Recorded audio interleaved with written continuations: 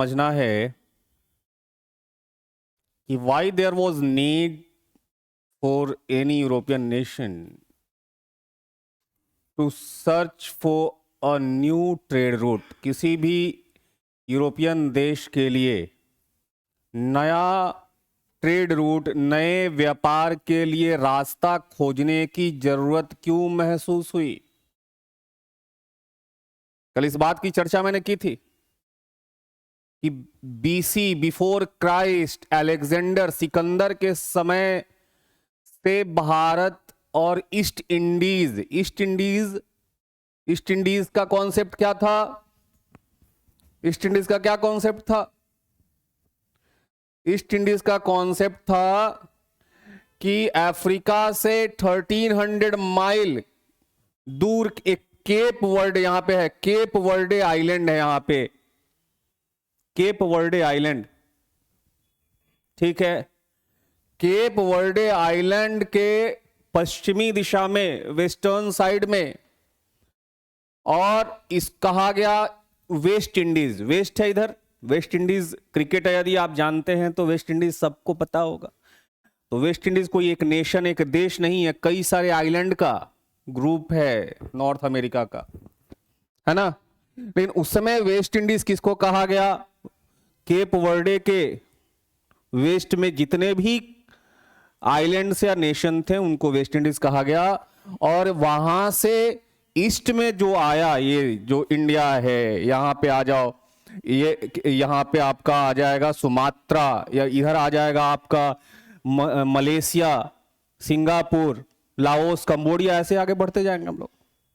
तो ये पोर्शन क्या कहलाया? ईस्ट इंडीज कहलाया। तो ट्रेड रिलेशन कोई नया तो था नहीं, सिकंदर के समय से ट्रेड रिलेशन चला आ रहा था।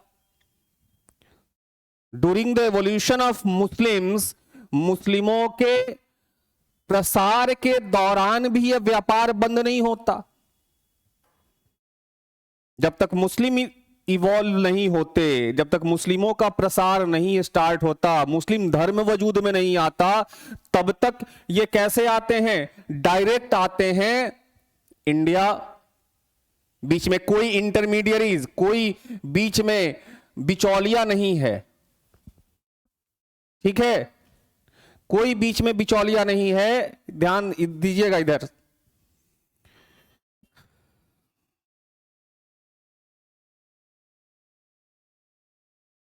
ये न्यू वर्ल्ड ऑर्डर का मैप है, ये न्यू वर्ल्ड ऑर्डर का मैप है, ठीक है। तो ये इटली में, इटली उस समय, आज के वक्त में जो मैप दिख रहा है ना इटली का, उस वैसा इटली का मैप नहीं था। इटली 5 अलग अलग शहरों में बटा हुआ था, जिसमें मिलान, वेनिस, जिनोवा ऐसे शहर थे। इसमें 2 शहर, 2 सिटी बहुत इंपॉर्टेंट है, नाम है वेनिस और जिनोवा, वेनिस और जिनोवा, है ना। ये व्यापार मंडी थे यूरोप के, ठीक है। ये क्या है? मंडी है, होलसेल मंडी है यूरोप के। यहीं से पूरे यूरोप में डिस्ट्रीब्यूट होता है, सप्लाई होता है रिटेल में सारा माल। यहां के व्यापारी डायरेक्ट आते हैं कहां? इंडिया, ठीक है। 7th सेंचुरी में जब इस्लाम का एवोल्यूशन शुरू होता है, उस दौरान जो ये पूरा वर्ल्ड किसका है? क्रिश्चियनों का है ना। ये पूरा वर्ल्ड किसका है? क्रिश्चियंस का है। तो इस्लाम कहां पे इवॉल्व होता है? अरब पेनिनसुला में। ये कौन सा पेनिनसुला है? कौन सा प्रायद्वीप है? ये अरब पेनिनसुला है, यहीं पे इस्लाम का उदय होता है। तो इस्लाम के प्रसार के बाद जो इनका ट्रेड रूट है वो प्रभावित हो जाता है, ठीक है। नहीं होगा? हो गया। इस्लाम जब 7th सेंचुरी में मुस्लिम स्टेट एस्टैब्लिश हो जाता है, तो जो डायरेक्ट आ रहे थे वो अब डायरेक्ट नहीं आ सकते। अब बीच में इंटरमीडियरीज, मध्यस्थ, बिचौलिया कौन बैठा है? अरब्स बैठे हुए हैं। ठीक है, इन्होंने अपना केंद्र बनाया सीरिया को और इराक को। कभी इनकी राजधानी दमास्कस रही, है ना, सीरिया की राजधानी थी, या कभी बगदाद रही, यह बदलता रहा है अलग अलग समय में। आ जाइए, ठीक है। तो अब यहां से अरब इंडिया आते हैं, यहां से अरब इंडिया आते हैं, गुड्स परचेज करते हैं, माल खरीदते हैं, और इटली वाले को कहां आना पड़ता है? अब अरब आकर के उस गुड्स को परचेज करके ले जाना होता है अपने यहां। तो जो यूरोपियंस डायरेक्ट इंडिया आ रहे हैं, अब डायरेक्ट कांटेक्ट खत्म हो गया, एक बिचौलिया साहब बीच में बैठ गया, प्रॉफिट वो भी कमा रहा है ना। तो जो यूरोप पहले 1 रुपए में माल खरीदता था, उसको अब 5 रुपए में हो सकता है माल खरीदना पड़ेगा यहां से, अरबों से। प्रॉफिट मार्जिन कम भी हो गया। लेकिन इन सब के बावजूद ट्रेड रुका नहीं, ट्रेड लगातार चलता रहा। ठीक है, और इसी दौरान 7वीं सेंचुरी में जब इस्लाम का spread of the Islam start होगा, इस्लाम का प्रसार स्टार्ट होगा, उसी दौरान रोमन एम्पायर भी टूटना शुरू हो जाएगा। रोमन एम्पायर 2 हिस्से में टूट जाएगा, ईस्टर्न रोमन एम्पायर और western Roman Empire. Eastern Roman Empire जो है उसकी राजधानी बनेगी जो आज के समय में इस्तांबुल है ना, कॉन्स्टेंटिनोपल, बेजेंटाइन साम्राज्य की राजधानी।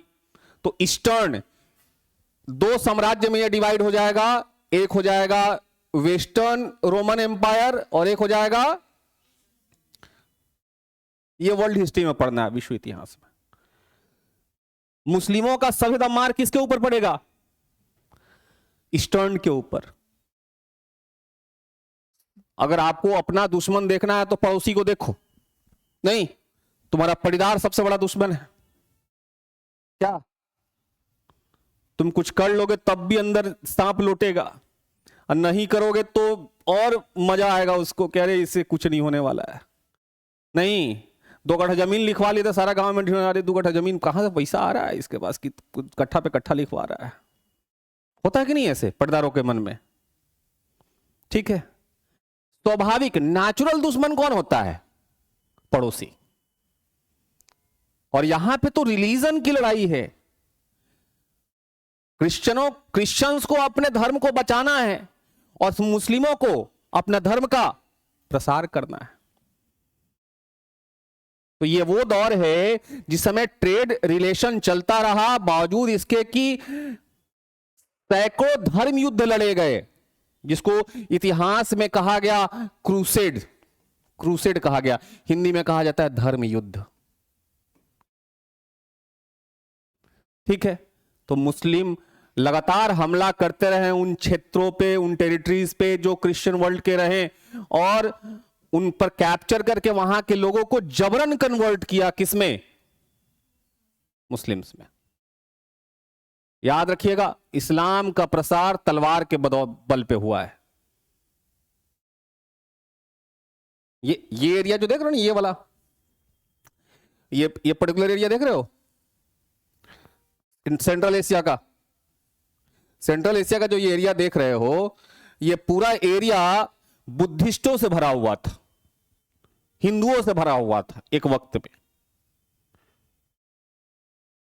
ठीक है, यही के लोग कन्वर्ट होते हैं मुस्लिम में। यहां के जो बुद्धिस्ट हैं, यहां के जो हिंदूज हैं, वो कन्वर्ट होते हैं मुस्लिम में, और यही के लोग कहलाएं तुर्क। सेंट्रल एशिया के जो कन्वर्टेड मुस्लिम्स हैं उनको क्या कहा गया? तुर्क। ठीक है, यह नाम इसलिए आया क्योंकि अब हमें समझना है कि क्यों जरूरत पड़ी इनको नया रूट खोजने की। अरब भी अपना मुनाफा कमा रहे हैं, यूरोपियंस भी मुनाफा कमा रहे हैं, वहां से जो रिटेल में खरीद के ले जाता है, अलग अलग माल बेचता है, वो भी मुनाफा कमा रहा है, सब कुछ अच्छा चल रहा था। तो आ जाइए 15th सेंचुरी में। 15th सेंचुरी का जो टाइम पीरियड है वो ट्रांसफॉर्मेशन का, परिवर्तन का काल है। 15th सेंचुरी का टाइम पीरियड वो ट्रांसफॉर्मेशन का समय है। 15वीं सदी ये वो सदी है जिसने आने वाले वक्त में इतिहास के डायरेक्शन को, इतिहास की दिशा को बदलने का काम किया है। कैसे? पहला, ये सब आप बुक में पढ़ते होंगे, मुझे याद है कि मैं क्लास 10th में था तब हमने ये पढ़ा था कि 1453 में जो ये नए तुर्क हैं, जो मध्य एशिया, सेंट्रल एशिया में जो नए बने तुर्क हैं, वो तुर्क अच्छा नया जब धर्म अपनाओगे ना, तुम्हारे सामने एक चैलेंज है। पुराने जो लोग हैं उस धर्म के, उनके सामने प्रूफ करने का कि एक्चुअली वो उस धर्म से जुड़े हुए लोग हैं। जैसे मान लो कि हम हिंदू हैं और किसी मुस्लिम को कन्वर्ट कर दिए हिंदू में, तो उसके सामने चैलेंज होगा प्रूफ करने का कि वो वाकई में हिंदू में कन्वर्ट हो गया है, मन से कन्वर्ट हो गया है। और मन से कन्वर्ट हो गया है ना, तो वो थोड़ा सा ना कंजर्वेटिव, कट्टरपंथी बनेगा। हम कम जय श्री राम बोलेंगे, वो मेरे से 10 गुना जय श्री राम बोलेगा। क्यों? उसे प्रूफ करना है कि एक्चुअली वो हिंदू में कन्वर्ट हो गया है, मन से, दिल से। बात समझ में आ रही है? ये भी जो तुर्क है ना, वो नए मुस्लिम है और इन्हें प्रूफ करना था पुराने मुस्लिमों को, अरब, खास तौर पे अरब पेनिनसुला में रहने वाले मुस्लिम्स को, कि वाकई में ये लोग मुस्लिम हैं। भले ही कन्वर्ट हुए हैं, लेकिन ये वाकई में मुस्लिम धर्म को अपनाए हुए हैं। अब इसके कारण से ये क्या हैं? बहुत कंजर्वेटिव हैं, बहुत कट्टर हैं। और जब कट्टरता आती है आपके विचारों में, तो उस कट्टरता के साथ आप ज्यादा दृढ़ हो जाते हैं प्रूफ करने के लिए। अब ये लोग लगातार इन एरियाज को कैप्चर करते हुए चले गए, है ना। अब मिडिवल हिस्ट्री में, मध्यकालीन भारत जब पढ़ाएंगे ना, उसमें डिटेल में पढ़ाएंगे कि कौन कौन सी डायनेस्टी उस वक्त यहां पे काम कर रही थी। उन सभी साम्राज्यों को कुचलते हुए ये आगे बढ़ गए और किस पे कैप्चर कर लिया? ये जो तुर्की था, जो ईस्टर्न रोमन एम्पायर के कब्जे में था, वो कंट्रोल में चला गया किसके? इन तुर्कों के हाथ में। कब? 1453 में तुर्क ने कैप्चर कर लिया किसको? कंस्तुनतुनिया, हिंदी में कहा गया, उस राजधानी थी पूर्वी रोमन साम्राज्य, बेजेंटाइन, जिसको बेजेंटाइन साम्राज्य कहा गया। बेजेंटाइन साम्राज्य की राजधानी कंस्तुनतुनिया, कॉन्स्टेंटिनोपल पे कब्जा कर लिया। ये तुर्क कौन है? उस्मानिया सल्तनत के लोग हैं। ये कौन है? उस्मानिया सल्तनत। इन्होंने अपना साम्राज्य बना रखा। उस्मानिया सल्तनत के ये तुर्क ने क्या किया? कॉन्स्टेंटिनोपल पे कब्जा कर लिया। और याद रखिएगा, तुर्की वो जगह है जहां से पास हुए बिना आप यूरोप में इंटर नहीं कर सकते। 90% जो व्यापार हो रहा है, ट्रेड रिलेशन, जो ट्रेड रूट है, वो किसके थ्रू जाता है? तुर्की होते हुए ही जाता है। अब ये कह रहे हैं कि बेटा हम तुमको अब जाने ही नहीं देंगे, तुमको इस रास्ते से। किसको? वेनिस और जेनेवा के लोगों को। वेनिस और जेनेवा के लोग कह रहे हैं कि मैं तो अब इस रास्ते से तुम्हें जाने ही नहीं दूंगा। तो ट्रेड रूट क्या हो गया? ब्लॉक हो गया। ब्लॉक हो जाने के बाद इनके सामने, वेनिस और जिनेवा के सामने एक ही ऑप्शन दिख रहा है, नया ट्रेड रूट खोजना। लेकिन वेनिस और जिनेवा इतने छोटे सिटी स्टेट्स हैं कि खुद के बदौलत ये नया ट्रेड रूट नहीं खोज सकते हैं। उन्हें साथी चाहिए। तो वेनिस और जिनेवा क्या करेंगे? और नॉर्थ यूरोप के, ये क्या है? इधर क्या है? नॉर्थ यूरोप है ना, ये नॉर्थ यूरोप है, उत्तरी यूरोप है, ठीक है। अब करेंगे क्या, उस एपिसोड पे आते हैं। पहले तो ये बात समझ में आ गई कि 15वीं सदी में ट्रेड रूट के साथ क्या हुआ। इस बात को समझते चलिए कि कौन कौन से वो ट्रेड रूट थे, व्यापार के रास्ते थे, जिसके थ्रू ये भारत से मसालों का व्यापार करते रहे हैं सदियों से। For the centuries they traded spices from the India to the Europe. Basically 3 trade route आपको देखने को मिलेगा। 3 ट्रेड रूट आपको देखने को मिलेगा। व्यापार के रास्ते जो हैं वो 3 हैं, जिसमें 90% इसी रास्ते से हो रहा है। अब देखिए कौन कौन सा रास्ता है। पहला ये इंडियन कोस्ट से, ये है आपका गल्फ ऑफ एडन, ये है रेड सी। ये क्या है यहां पे, ये है रेड सी, लाल सागर। और इस मुहाने को क्या कहा जाता है, मैं इसको था थोड़ा सा इधर, ये हो गया रेड सी। इसको क्या कहा जाता है, इस मुहाने को गल्फ ऑफ एडन, अदन की खाड़ी। क्या कहा जाता है, अदन की खाड़ी। ठीक है ना। और इसको कहा जाता है होर्मुज, गल्फ ऑफ होर्मुज, या होर्मुज सिर्फ हम यहां पे लिख देते हैं। इसको कहा जाता है होर्मुज। हिंदी में भी होर्मुज ही लिखेंगे, याद रखिएगा। ठीक है। ये ईरान और किसके बीच, यूएई के बीच में है। आज के वक्त में वो यूएई है, उस समय यूएई नहीं था, वो पूरा अरब प्रायद्वीप एक ही हुआ करता था। अब वो बट गया है भाई कि ये सऊदी अरब है, तो ये दुबई है, तो ये ओमान है, तो ये यमन है। उस समय एक ही पूरा ये सल्तनत के अंदर में आता था। ठीक है ना।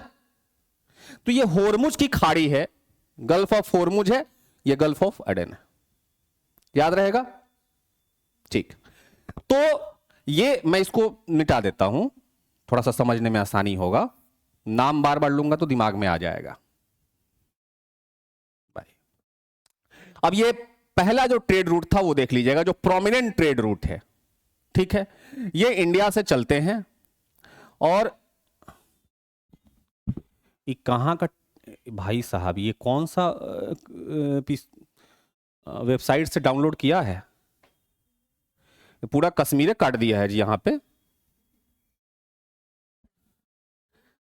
नहीं किसी मतलब, हाँ पहले तो मैं ऑनलाइन में जो भी देखे भाई, इसके लिए क्षमा प्रार्थी हूं, गलत मैप डाउनलोडेड है। इसके लिए राष्ट्रद्रोह का मुकदमा ना किया जाए मेरे ऊपर, है ना। ये गलत मैप डाउनलोडेड है, इसके लिए क्षमा प्रार्थी हूं। देखो जी, ये पूरा का पूरा कश्मीर हमारा हिस्सा है। ये इसको मैं शुद्ध कर देता हूं, शुद्धि पत्र जारी है।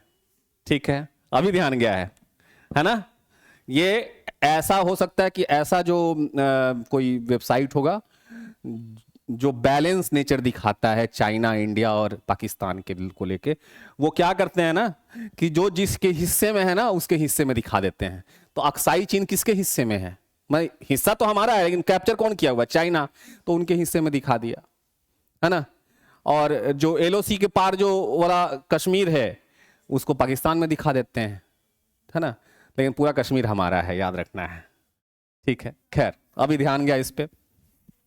तो फिर नहीं, अब बोल दिया ऑनलाइन तो बच्चे समझदार हैं, समझ जाएंगे। ये हमारा जो है, हाँ ये हमारा है ना। अब देखिए यहां पे इंडियन कोस्ट से जो भारतीय तट है, भारतीय तट से ये समुद्री रास्ते हुए, यहां पे क्या है, अरब सागर है ना। ये क्या है, अरब सागर है, अरेबियन सी। अब यहां से इंडियन कोस्ट से ये गल्फ ऑफ होर्मुज होते हुए ये इंटर करते हैं ईरान में। ठीक है। और यहां से अब इनको क्या मिल जाएगा, लैंड रूट। इतना ही दूर इनको सी रूट कैप्चर करना है। उसके बाद ये ईरान, और ईरान होते हुए या तो ये इराक होते हुए, सीरिया होते हुए तुर्की इंटर करेंगे, या इनके पास यहां से तो कई सारे ऑप्शन है। यहां से ईरान होते हुए डायरेक्ट तुर्की में इंटर कर जाएंगे। नहीं मतलब तुर्की तो जाना ही पड़ेगा इनको, बिना तुर्की गए ये यूरोप में इंटर नहीं कर सकते हैं। और फिर ये तुर्की होते हुए, उस समय तुर्की नहीं था, उस समय कॉन्स्टेंटिनोपल था, तो ये यहां से ये इंटर करते हुए, तुर्की होते हुए यूरोप में इंटर कर जाएंगे। पहला रास्ता आपको समझ में आ गया कि इंडियन कोस्ट से ये गल्फ ऑफ होर्मुज जा रहे हैं, होर्मुज की खाड़ी, वहां से ये ईरान होते हुए और ये तुर्की के रास्ते होते हुए यूरोप इंटर कर रहे हैं। जो सेकेंड रूट है वो है रेड सी होते हुए, इतना दूर आया, ये रेड सी होते हुए ये आ गए कहां पे, इजिप्ट। ठीक है, ये कहां आ गए, इजिप्ट। अब यहां पे जब आएंगे तो यहां पे क्या है आप बताइए, ये भी मैप गलत दिखाया है, ये भी मैप क्यों गलत दिखाया है, ये भाई साहब मैप ही हटवा देते हैं, नहीं तो इस पे बवाल हो जाएगा। हाँ हाँ बवाल हो जाएगा। देखो जी, यहां पे फिलिस्तीन को और इसको, यहां पे इजराइल का हिस्सा ज्यादा दिखा दिया गया, फिलिस्तीन का हिस्सा है ना। ये बड़ी विवादास्पद मैप हो गया है धीरेन्द्र। अरे वो कर, और इसमें दूसरा मैप लगाओ, ये वो कहां से वर्ल्ड मैप भाई, कश्मीर गायब है हमारा, इधर इजराइल फिलिस्तीन का मुद्दा चल रहा है, इसमें कहां से कर लिए भाई। वैसे ही मैप को डाउनलोड करो जहां पे कश्मीर पूरा दिखा रहा हो। नहीं नहीं इसमें नहीं होगा, वैसा ही हमको चाहिए, उसी टाइप में चाहिए दूसरा।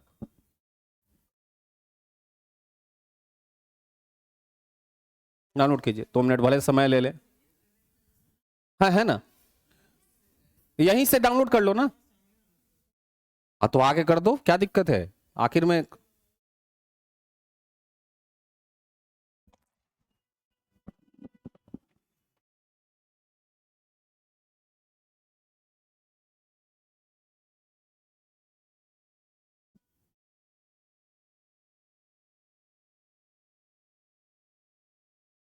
आ गया वर्ल्ड मैप।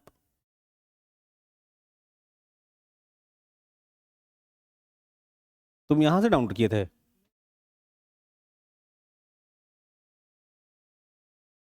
एचडी में करना।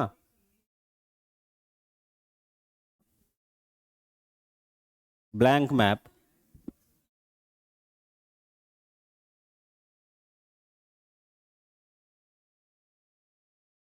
रुको।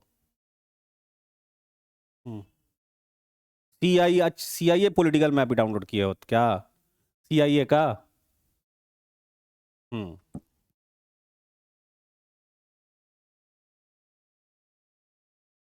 चलो ये डाउनलोड करो, ये वाला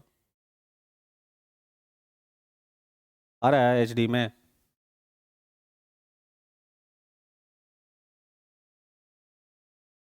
इसमें भी कटा हुआ है इंडिया।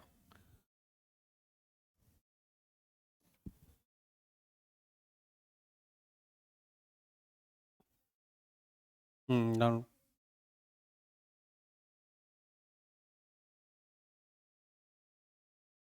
कौन सा डाउनलोड किया जाए हो। ठीक है इसको डाउनलोड करो, इसमें कहीं कोई दिक्कत नहीं है, इसको डाउनलोड करो।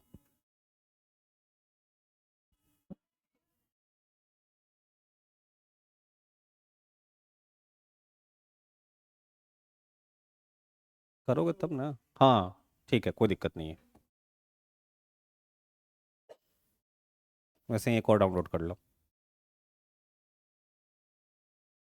इसमें दिखा रहा है इंडिया पूरा, इसमें दिखा रहा है इंडिया, इसमें दिखा रहा है पूरा ना, इसमें भी पाकिस्तान का हिस्सा कटा हुआ है भाई। क्या हो गया वर्ल्ड मैप वाले को भाई।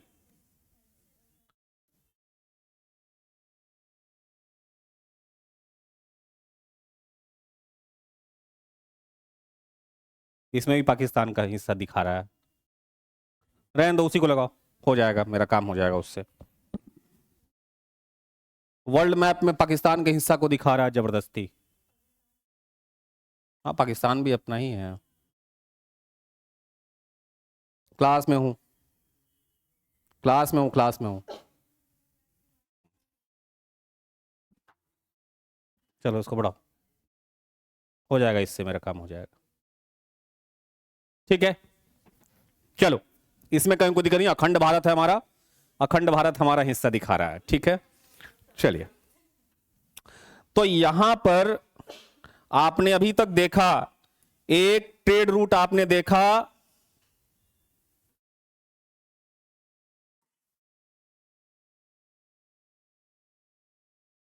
एक ट्रेड रूट आपने देखा होर्मुज होते हुए और ईरान और तुर्की होते हुए इंटर कर रहे हैं ये यूरोप में। दूसरा कहां से, ये गल्फ ऑफ एडन होते हुए, अदन की खाड़ी होते हुए ये आते हैं इजिप्ट तक। उस समय स्वेज कैनाल नहीं बना हुआ है, स्वेज नहर नहीं बना हुआ है। अब ये तो हो गया लैंड रूट। तो यहां पे एक शहर बसा हुआ था, नाम था उसका अलेक्जेंडेरिया।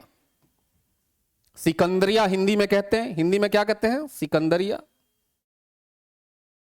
ना, और इंग्लिश में कहते थे अलेक्जेंडेरिया। ठीक है, तो ये अलेक्जेंडेरिया शहर में अपने माल को उतारते थे शिप से, फिर ये माल को उतार के आते थे यहां पे ये क्या है, भूमध्य सागर है, ये क्या है, मेडिटेरेनियन सी है। ये कौन सा सी है, हिंदी में कहते हैं इसको भूमध्य सागर, इंग्लिश में कहते हैं मेडिटेरेनियन सी। ठीक है, तो ये सिकंदरिया होते हुए माल ले जाएंगे और भूमध्य सागर होते हुए फिर किस में इंटर करेंगे, यूरोप में। ठीक है, तो दूसरा ट्रेड रूट हो गया। अब तीसरा कौन सा ट्रेड रूट है, थर्ड ट्रेड रूट है, ये टोटली लैंड रूट होते हुए जाएंगे। कैसे, तो देखो जी, यहां पे है सप्त सिंधु, हिंदू कुश रेंज, यहां पे कौन सा रेंज है, हिंदू कुश रेंज है। ठीक है, जो पामीर नॉर्थ से निकला रहता है, इधर ग्रेटर हिमालयाज है और दूसरे रेंजेस हैं जास्कर और, ठीक है, ये इस हिंदू कुश रेंज में, इस हिंदू कुश पर्वतमाला में कई सारे दर्रे बने हुए हैं, कई सारे पासेस बने हुए हैं, जैसे बोलन, खैबर, है ना, नाम रखा गया है, खैबर दर्रा, खैबर पास, बोलन पास, है ना। तो इन पासेस से ये इंटर करते थे कहां, सेंट्रल एशिया, और सेंट्रल एशिया होते हुए रसिया होते हुए, है ना, और ये इंटर कर जाते थे यूरोप में, बाल्कन कंट्रीज होते हुए। तो टोटली ये क्या है, लैंड रूट है। ठीक है, तो 3 ट्रेड रूट दिख रहा है, लेकिन 90% ट्रेड कैसे हो रहा है, होर्मुज होते हुए, आसान रास्ता है। अब तुर्की पर तो कैप्चर हो गया, तुर्की पर तो कब्जा हो गया है, तो रास्ता ब्लॉक है। तो पहला कॉज यहां पे आपके सामने आ गया, पहला कारण आपके सामने आ गया, क्या, 1453 में ट्रेड रूट पर कब्जा, कस्तूनतुनिया पर तुर्कों का कब्जा। किसने, उस्मानिया सल्तनत ने बिजेंटाइन साम्राज्य पे की राजधानी, कैपिटल कॉन्स्टेंटिनोपल पे कब्जा कर लिया। ठीक है, पहले समझ लीजिए, उसके बाद नोट डाउन करते चलिए, नोट्स में हो जाएगा। अब आइए दूसरा कारण, क्रिश्चियन वर्ल्ड मुस्लिम वर्ल्ड से सख्त नफरत करती थी और उन्हें एक ऐसा ट्रेड रूट चाहिए था जो मुस्लिमों के रास्ते होते हुए न जाए। ठीक है, मतलब वो क्या चाहते थे, they wanted to away from Muslim influence, वो मुस्लिम प्रभाव से दूर जाना चाहते थे। क्लियर है, मुस्लिम प्रभाव से दूर जाना चाहते थे। दूसरा, उनको ईस्टर्न वर्ल्ड में, ये ईस्ट इंडीज में क्या करना था, ईस्ट इंडीज में इनको करना था क्रिश्चियनिटी का प्रचार प्रसार, स्प्रेड ऑफ क्रिश्चियनिटी, इनको अपने ईसाई धर्म का प्रचार प्रसार करना है। तो 2 इनका प्रमुख लक्ष्य है। ठीक है, पहला मुस्लिम इन्फ्लुएंस से दूर होना, दूसरा ईसाई धर्म का प्रसार, तीसरा एंड सेकेंडरी ऑब्जेक्टिव इनका ट्रेड करना है। याद रखिएगा, कई जगह बुक में यह दिखाया जाता है कि नहीं, उनका खास तौर पे लक्ष्य सिर्फ व्यापार करना नहीं, पहला लक्ष्य उनका ईसाई धर्म का प्रसार करना है, दूसरा लक्ष्य क्या है, ट्रेड करना है, व्यापार करना है। ठीक है, पोर्चुगीज जो आते हैं इंडिया में, है ना, वो उनका एकमात्र लक्ष्य भारत में शुरू से रहा ईसाई धर्म का प्रचार प्रसार करना, साथ में व्यापार चलता रहे, और यही कारण से बर्बाद हो गया। लेकिन वहीं उसके बाद आने वाले जो कंपनीज है, जैसे डच आएंगे या ब्रिटेन आएगा, उन्होंने धर्म को साइड में कर दिया और उन्होंने प्राइम ऑब्जेक्टिव किसको रखा? ट्रेड को, तो सक्सेसफुल रहे। ठीक है, उस पे आते हैं पहले। तो ये दो समझ में आ गया। दूसरा, इनका गोल ऑब्जेक्टिव समझ में आ गया कि क्यों वो चाहते हैं नया रूट खोजना। गोल लक्ष्य समझ में आ गया। लक्ष्य है away from the Muslim influence और स्प्रेड ऑफ क्रिश्चियनिटी, ईसाई धर्म का प्रसार। यहां तक समझने में कोई दिक्कत? तो अभी अभी मैंने बात बोला कि 15वीं सदी इतिहास को बदलने वाला सदी है। It changes the courses of history. ये आने वाले समय में इतिहास को, क्यों? यूरोप में स्टार्ट हो गया 15वीं सदी में रेनेसा। रेनेसा कहते हैं पुनर्जागरण को।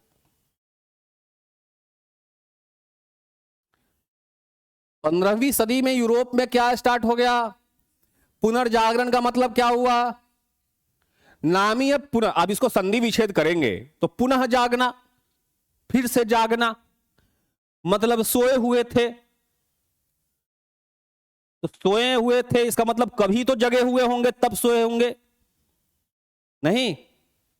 तो ये सब, इस जगह होना अवेकन सोसाइटी था, बीच में सो गया और फिर से पुनः जगना।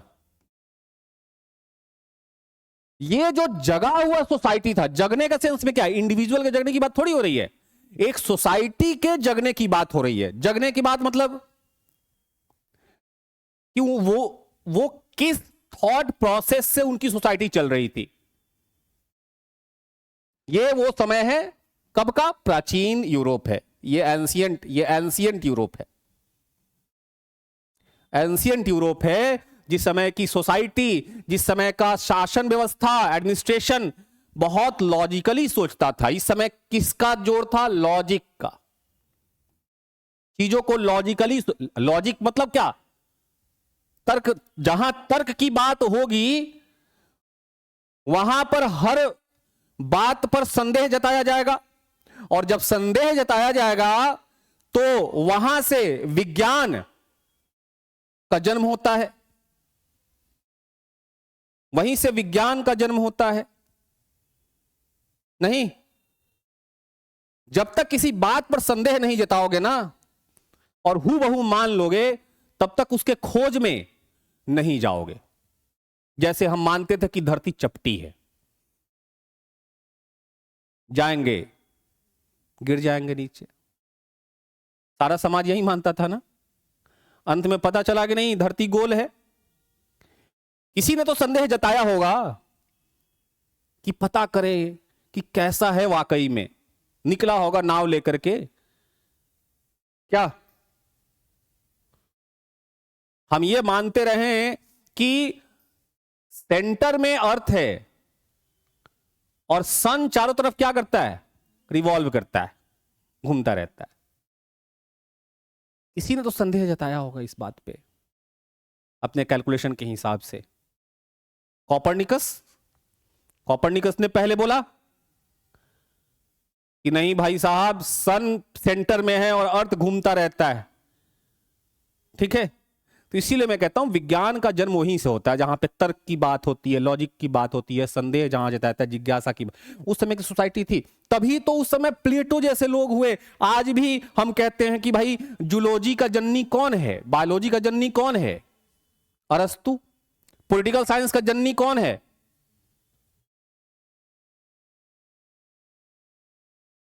है ना, सोक्रेटिस, प्लेटो, पाइथागोरस। आज भी हम पाइथागोरस का नियम पढ़ रहे हैं। ये बिफोर क्राइस्ट में लोग हुए नहीं।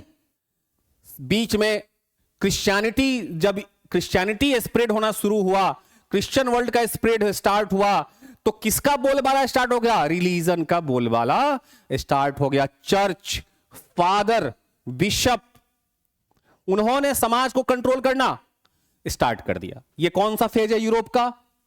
मिडिवल मध्यकालीन यूरोप की बात हम कर रहे हैं, मिडिवल यूरोप की बात कर रहे हैं, नहीं, मध्यकालीन यूरोप की बात कर रहे हैं। इस समय समाज एकदम सो गया। जब भी किसी बात को लेकर के जब धर्म का आड़ लिया जाता है, धर्म के पर्दे के पीछे छुपा जाता है, समाज सोचना बंद कर देता है। बिजली कड़क रहा है, इंद्र भगवान खिसिया गए, गुस्सा आ गए, नहीं बारिश नहीं हो रही है, मेढक मेढकी का शादी करा दो। धूप में बारिश हो गया, सियार सियारिन का शादी हो रहा होगा, नहीं। ये कॉन्सेप्ट बना है कि नहीं? हाँ, बिल्ली रास्ता काट दे तो गाड़ी रोक देते हैं कि कोई पार करे तब हम पार करेंगे। एग्जाम देने जा रहे हैं, दही चीनी खा के जा रहे हैं। लॉजिक, हमने लॉजिक को ताक पर रख दिया, धर्म के आईने से हर चीज को देखना शुरू कर दिया, नहीं। ये हमारे समाज में भी हुआ। तो इंडियन मिडिवल फेज भी तो स्टार्ट होगा, जो हम पढ़ेंगे वो पूरा सेक्शन ही पढ़ेंगे। हम यूरोप की बात कर रहे हैं, यूरोप भी सोचना बंद कर चुका था। किंग को, जो किंग थे उस समय के रोमन एम्पायर के, उनको अपने शासन को कंसोलिडेट करने के लिए, एडमिनिस्ट्रेशन को कंसोलिडेट करने के लिए किसका सहारा लेना पड़ता था? चर्च का सहारा लेना पड़ता था, ठीक है। इसका मतलब कि रोमन एम्पायर किसके सपोर्ट बेस पे टिकी हुई थी? चर्च के सपोर्ट बेस पे टिकी हुई थी। और चर्च के सामने अगर कोई साइंटिफिक बात करे, कोपरनिकस ने बोला कि नहीं सेंटर में सन है, चारों तरफ अर्थ रिवॉल्व करता है, बोला इसको सूली पे चढ़ाओ। ये तो ईसा मसीह के खिलाफ बात करता है, जीसस के खिलाफ बात कर रहा है, नहीं। गैलीलियो ने बुक लिखा, गैलीलियो ने प्रूफ करने की कोशिश की, गैलीलियो को माफी मांगना पड़ा जाकर के वेटिकन सिटी में। हालांकि वो कमेंट एक तरह का टॉन्ट था पोप के ऊपर, वो माफी मांग रहे हैं टॉन्ट करके। टॉन्टबाजी होता है ना, नहीं आप ही सही हैं, हम ही गलत हैं, है ना। आपके अनुसार सन जो है घूम रहा है धरती के चारों तरफ, हमारे अनुसार नहीं घूम रहा है। बात समझ रहे हो? पोप के सामने वो टॉन्टबाजी में माफी मांग रहे हैं। उनके सारे किताबों को जला दिया गया। चर्च कह रहा है इनके सारे किताब को जलाओ, कुछ भी नहीं बचना चाहिए। इस तरह से अपने आप को बचाते हैं गैलीलियो, ठीक है। तो उस सोसाइटी में कुछ भी नया इन्वेंशन होगा। अब पूरा पुनर्जागरण का कॉन्सेप्ट ही अलग है, उस पर हम नहीं जाएंगे। पता चला 4-5 दिन उसी में चला गया। हम उसी पे मेन मुद्दे पे आ रहे हैं कि जो सी एक्सप्लोरेशन हुआ, नया सी रूट हुआ, वो क्यों खोजा गया। तो अब जब रेनेसा स्टार्ट होता है, रेनेसा कहां से स्टार्ट होता है? इटली से। और इटली से ही क्यों स्टार्ट होता है? इटली के 2 प्रोमिनेंट शहर वेनिस और, व्यापार मंडी हैं विश्व के। वहां के व्यापारी कहां पे आ रहे हैं?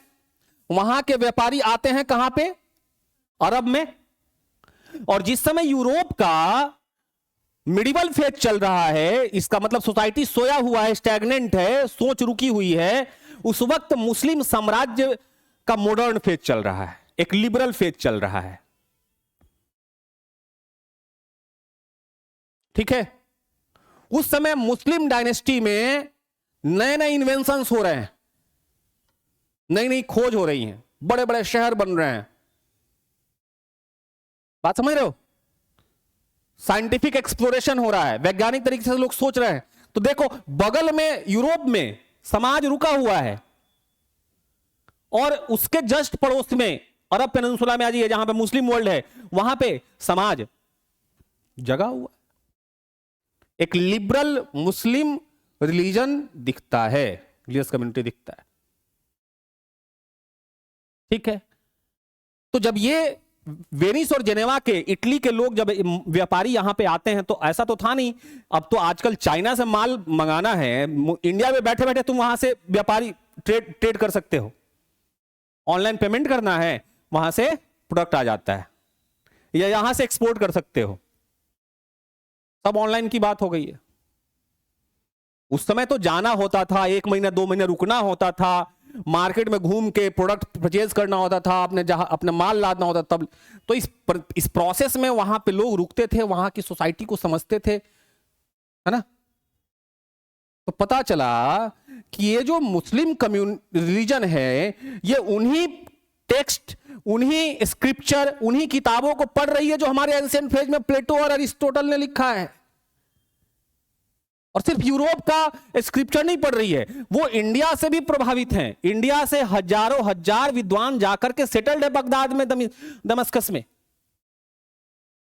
और यहां के वेदास, यहां की जो हमारे पुराण हैं, सब वहां पे गए हैं। ठीक है, वाराहमिहिर की बुक है या आर्यभट्ट की किताब है, सब वहां पे जाके ये वहां पे पढ़ा जा रहा है। और उसको पढ़ के मतलब हमारे ही स्क्रिप्चर से ये अपने आप को इनरिच कर रहे हैं। और हमारा सोसाइटी क्या है, एक बहस चल पड़ा। यहां से लोग जब गया, व्यापारी गए, अब मान लो कि मंडी में है, अपना दुकान खोल के बैठे हुए हैं। यूरोप के दूसरे रीजन से लोग माल खरीदने आ रहा है, कोई ब्रिटेन से आ रहा है, कोई फ्रांस से आ रहा है, कोई कहीं से आ रहा है। अब माल का जाते हो दुकान में तो लिस्ट देते हो ना, थमा देते हो, है ना। अब माल जो है, जो गुड्स है वो पैक किया जा रहा है, इधर बातचीत चल रही है। बातचीत में बहस चल रहा है कि देखो जी यहां पे इस तरह का समाज है, हमारा समाज का। एक नए डिबेट को जन्म दिया इस वेनिस और जिनेवा ने। वहां की यूनिवर्सिटीज में, इटली की यूनिवर्सिटीज में यूथ के बीच में, यंग जनरेशन के बीच में डिबेट चल गया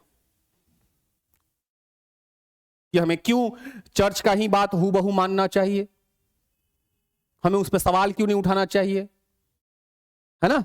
और जब सवाल उठने स्टार्ट होंगे तो जो चर्च का एक पावर है वो डिक्लाइन होना स्टार्ट होगा।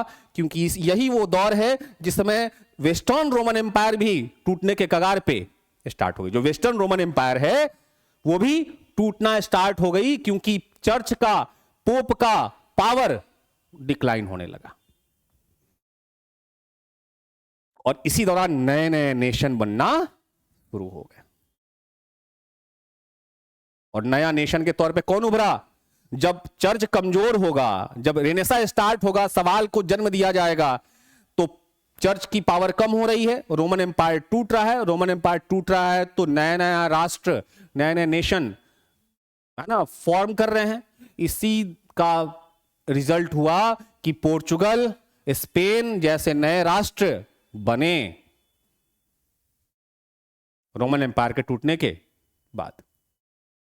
आप यूरोप में देख लीजिए, जो भी नेशन बने हैं वो on the basis of language बना है ना। पोर्चुगीज बोलने वालों के लिए पोर्चुगल, स्पेन बोलने वालों के लिए स्पेनिश बोलने वालों के लिए स्पेन, है ना। फ्रेंच बोलने वालों के लिए फ्रांस। तो इस तरह से जर्मन बोलने वालों के लिए जर्मनी। इस तरह से वहां पे जो नेशन का फॉर्मेशन हुआ वो किसके आधार पे हुआ? लैंग्वेज के आधार पे। ठीक है, तो नया राष्ट्र बनेगा यहां पे बनेगा पोर्चुगल और इधर बनेगा स्पेन। ठीक है, इसी रेनेसा ने फिर से लॉजिक को जन्म दिया, फिर से साइंस को जन्म दिया। जो साइंस, जो इन्वेंशंस रुक गए थे मेडिवल यूरोप में, वो नया। अब सोचो उस समय, अगर जिस समय मेडिवल फेज चल रहा था उस समय आइजैक न्यूटन होते हैं और बोलते कि नहीं भाई साहब अभी तो ग्रेविटेशन है, जो गिर जाता है नीचे, तो बोले इसको सूली पे चढ़ाओ। नहीं, ठीक फिजिक्स का जन्म ही नहीं होता। बहुत अच्छा होता। ठीक है, ये तो रेनेसा के बाद आइजैक न्यूटन आते हैं, तब फादर ऑफ फिजिक्स बने क्या। तो आप यहां पे देखेंगे कि रेनेसा के दौरान कई सारे साइंटिफिक इन्वेंशन हुए, और वो साइंटिफिक इन्वेंशन हुए, वो वैज्ञानिक खोज हुए जो नया ट्रेड रूट खोजने में हेल्पफुल था। हम उसी साइंटिफिक इन्वेंशन की बात करेंगे, दूसरे साइंटिफिक इन्वेंशन की बात, वैज्ञानिक खोज की बात हम नहीं करेंगे। तो पहला जो है कि टेक्नोलॉजी डेवलप हुआ, शिप बिल्डिंग, जहाज निर्माण की टेक्नोलॉजी डेवलप हो गई। दूसरा, कंपास खोजा गया। और कंपास क्यों चाहिए? मैग्नेटिक कंपास डायरेक्शन के लिए। अब समुद्र में अटलांटिक में घुस रहे हैं, पता ही नहीं चल रहा किधर जा रहे हैं, तो कम से कम साउथ नॉर्थ से हम ईस्ट वेस्ट डिसाइड कर लेंगे ना, उसका निडल साउथ और नॉर्थ बताता है, उसके आधार पे ईस्ट और वेस्ट भी डिसाइड करेंगे, है ना। तो कॉम्पास सबसे ज्यादा हेल्पफुल हुआ, है ना, कहां पे, डायरेक्शन के को पता करने के लिए। दोनों जरूरी थे, ठीक है।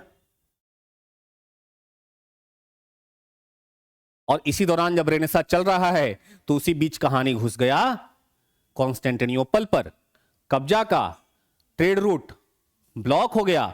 अब बोल रहे हैं बेटा हमको तो चाहिए, वेनिस और जेनेवा कह रहा है कि हमारा तो पूरा व्यापार ही बंद हो जाएगा। तुर्की, अगर टर्की जो है हमारा ट्रेड रूट ब्लॉक कर देगा तो हमारा सारा व्यापार बंद हो जाएगा। तो वेनिस और जेनेवा सपोर्ट कर रहे हैं स्पेन और पोर्चुगल को टेक्नोलॉजी से, शिप बिल्डिंग टेक्नोलॉजी देने इन्होंने दिया। और नॉर्थ यूरोपियंस जो हैं, नॉर्थ यूरोपियंस इनको देते हैं पैसा। याद रखिएगा, भले ही पोर्चुगल और स्पेन एक नेशन के तौर पे उभर रहे हैं, लेकिन एक गरीब राष्ट्र हैं, पाकिस्तान की तरह। हाँ, नहीं है, भीख मंगा नहीं है, हम किसी से भीख मांगने जाते हैं नहीं ना। एक ही बार तो मौका ही लगा, तो उसके बाद तो हम लिबरल ऐसा मार्केट खोले कि आज जो है ना सबसे बड़ा, पता है आपको पूरे वर्ल्ड में सबसे ज्यादा गोल्ड किस नेशन में है? गोल्ड रिजर्व अमेरिका में है, 8,000 टन के बराबर, 8,000 टन है।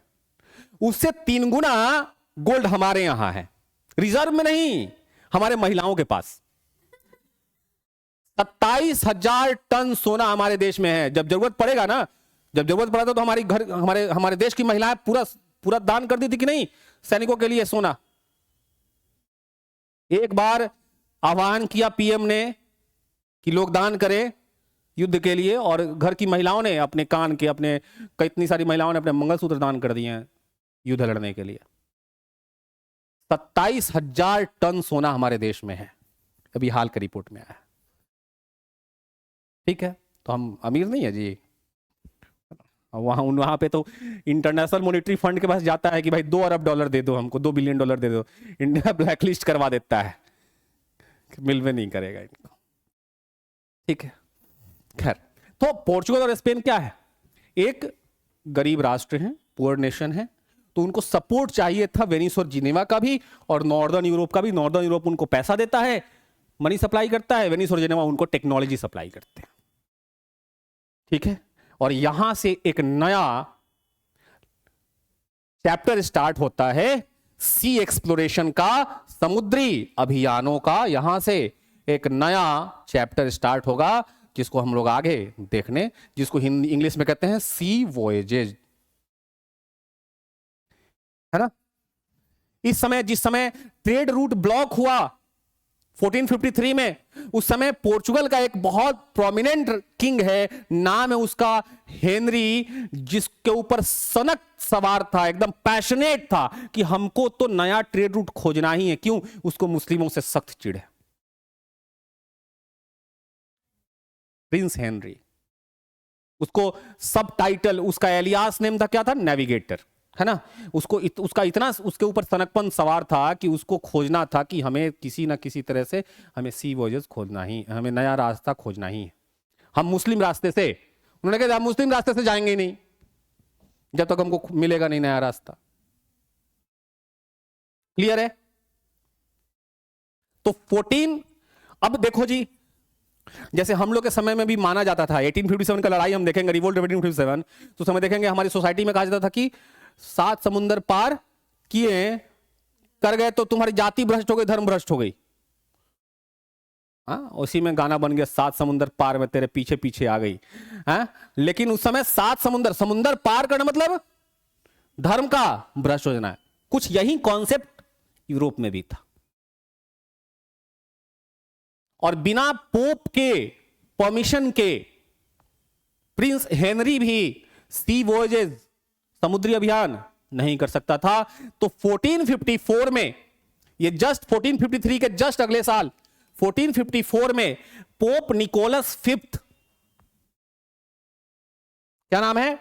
पोप निकोलस फिफ्थ से परमिशन मांगता है, ये बोल के कि आप हमें परमिशन इसलिए दीजिए ताकि हम नया रास्ता खोज के जाके क्रिश्चियनिटी को बढ़ा सके। For the sake of the spread of Christianity, ईसाई धर्म के प्रसार के लिए हमको आदेश दीजिए ताकि हम नया ट्रेड रूट खोज पाए और जाकर के वहां पे ट्रेड जाके अपने धर्म का प्रचार प्रसार कर पाए। धर्म का व्यापार का बहाना नहीं दिया। व्यापार बोलता तो नहीं मिलता उसको परमिशन, बोलता हमको व्यापार करने जाना है तो परमिशन नहीं मिलता, हमको धर्म का प्रचार प्रसार करना। इसीलिए मैंने बोला कि उनका प्राइम गोल क्या है, प्राइम ऑब्जेक्टिव क्या है, धर्म का प्रचार प्रसार करना। ठीक है, तो 1454 में पोप निकोलस ने उनको एक परमिशन लेटर दिया जिसको कहा गया बुल। ठीक है, तो उनको एक आज्ञा पत्र मिल गया कि हां आप जा सकते हैं समुद्र में और नया रास्ता खोज सकते हैं। ठीक है, तो 1454 के बाद थाउजेंड्स ऑफ सी वॉयजेस, एक दो नहीं हजारों हजार समुद्री अभियान किए गए, लेकिन सब फेल। इस दौरान स्पेन भी ट्राई कर रहा है, पोर्चुगल भी ट्राई कर रहा है। ठीक है, इसी प्रोसेस में जो पहली सफलता, जो पार्शियल सक्सेस, आंशिक सफलता, आधा अधूरा सफलता हासिल होता है 1487 में। इस दौरान हमारे प्रिंस हेनरी साहब की डेथ हो चुकी है, उनके अगले सक्सेसर आ चुके हैं और उनके जो सक्सेसर है उत्तराधिकारी हैं, उत्तराधिकारी के ऊपर भी ये इस बात की जिम्मेवारी है कि नया रास्ता खोजना है। क्लियर है? तो ये जारी रहा, आने वाले वक्त में भी जारी रहा। 1487 में जाकर के पार्शियल सक्सेस, आधा अधूरा सफलता हासिल होता है। कब? जब 1487 में, इंग्लिश में हिंदी में दोनों लिख देता हूं मैं, बार्थोलो म्यू डियाज, पोर्चुगीज सेलर है ये, पोर्चुगीज सेलर, पुर्तगाली नाविक,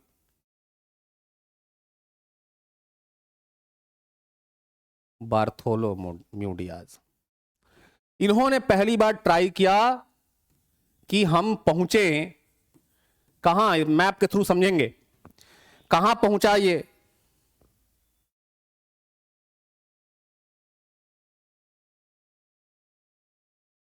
कहां गया, बहुत सारा खो गया क्या?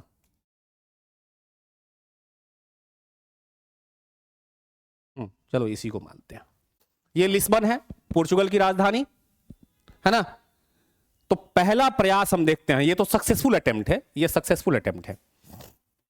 जो पार्शियल सक्सेस है वो हम देखते हैं कहां से स्टार्ट होता है। तो ये लिस्बन से चलना शुरू करते हैं, बीच में कई सारे केप वर्डे आइलैंड होते हुए, केप वर्डे आइलैंड होते हुए के पास से गुजरते हुए ये पहुंचते हैं, ये tip of the African continent, Africa महाद्वीप के टिप पे पहुंचते हैं। ये पार भी कर जाते,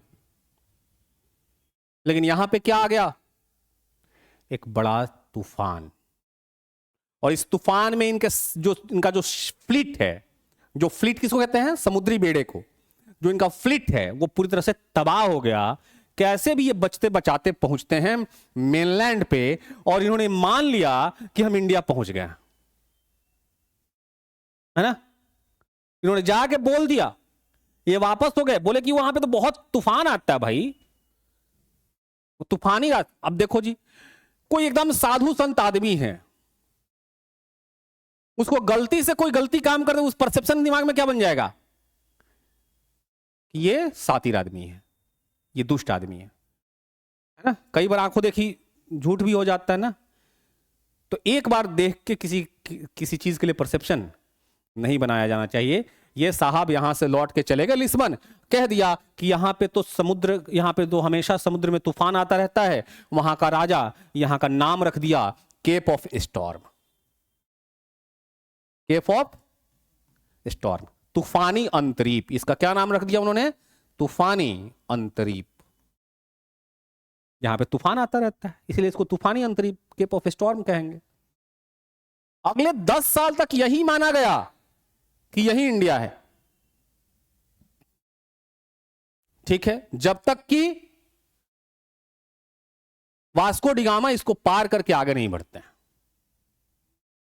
इसी बीच स्पेन भी कोशिश करता रहा। कोलंबस साहब 1492 में कोलंबस साहब कोशिश करते हैं। इस पे एक मूवी बनी है पूरा, कहीं जाके देखिएगा, यूट्यूब पे कहीं हो। कोलंबस साहब को जब निकलना था अपने अभियान को लेकर के, तो वहां का राजा नहीं देना चाहता तो कोलंबस को ग्रांट मिलेगा तब ना, पैसा मिलेगा तब ना समुद्री अभियान करेंगे। वहां की महारानी जो एक्चुअल में रूल कर रही थी, है ना, उसने राजा के ऊपर प्रेशर देकर के ये ग्रांट दिलवाया था कोलंबस को, ठीक है। तो कोलंबस साहब वहां से लेकर निकलते हैं और चलना होता है इधर, चल देते हैं। तो आना होता था इनको साउथ में, चले गए ये वेस्ट साइड में, पहुंचते हैं वेस्ट इंडीज के किसी आइलैंड पे, मेनलैंड पे नहीं पहुंचते हैं, वेस्ट इंडीज के किसी आइलैंड पे। वहां पे जाते हैं तो देखते हैं यहां के लोग तो एकदम लाल लाल है। बोले हम तो इंडिया पहुंच गए और यहां के लोग तो रेड हैं। तो इनको क्या कहा गया, आज भी अमेरिका के जो, जैसे हमारे यहाँ ट्राइबल्स को जो आदिवासी हैं उनको यहाँ के ओरिजिनल लोग के बारे में कहा जाता है कि यहाँ के ओरिजिनल लोग वही हैं। हम लोग ओरिजिनल नहीं है भाई, हम लोग दूसरे जगह से आके बसे हुए हैं, जो पता ही नहीं आज तक कहां से बसे हुए हैं। कुछ हिस्टोरियंस मानते हैं कि साइबेरिया से आए हैं, है ना, कुछ मानते हैं सेंट्रल एशिया से आए हैं, कुछ मानते हैं यूरोप से आए हैं, है ना, ठीक है। जो तर्क के आधार पर देखा जाए तो सेंट्रल एशिया वाला कॉन्सेप्ट थोड़ा सा ठीक ठाक लगता है। तो हम लोग गाय चराते चराते घुस गए, है ना, हम आर्यंस है ना। तो आर्यंस क्या करने आए थे, अपने गाय बकरी चराने आए थे, चरवाहे थे, और यहां पे आए तो बोले कि यहां पे तो सभ्यता खत्म हो गई है। हालांकि इसके बीच भी कॉन्सेप्ट है कि कुछ हिस्टोरियंस मानते हैं कि हड़प्पन सिविलाइजेशन को खत्म करने में आर्यंस का सबसे बड़ा रोल है, उन्होंने ही हमला करके खत्म किया। और कुछ ये मानते हैं कि जब आर्यंस आते हैं तब तक हड़प्पन सिविलाइजेशन खत्म हो चुका था, इसीलिए वो जब बसना शुरू होते हैं तो मेनलैंड में थोड़ी बसते हैं। जब आर्यन आते हैं तो कहां बसते हैं, उसी टेरिटरी में बसते हैं जहां पे हड़प्पन सिविलाइजेशन, जो पाकिस्तान का एरिया था, वहीं पे बसते हैं, सप्त सिंधु टेरिटरीज में, हिंदू कुश रेंज में। और तब धीरे धीरे ऋग्वेद कहां लिखा गया, उसी टेरिटरीज में, उसी प्रदेश में लिखा गया। तब वो ऋग्वेदिक काल जब खत्म हो जाएगा तब वो बढ़ने स्टार्ट करेंगे किधर, या फिर से आ गया जी,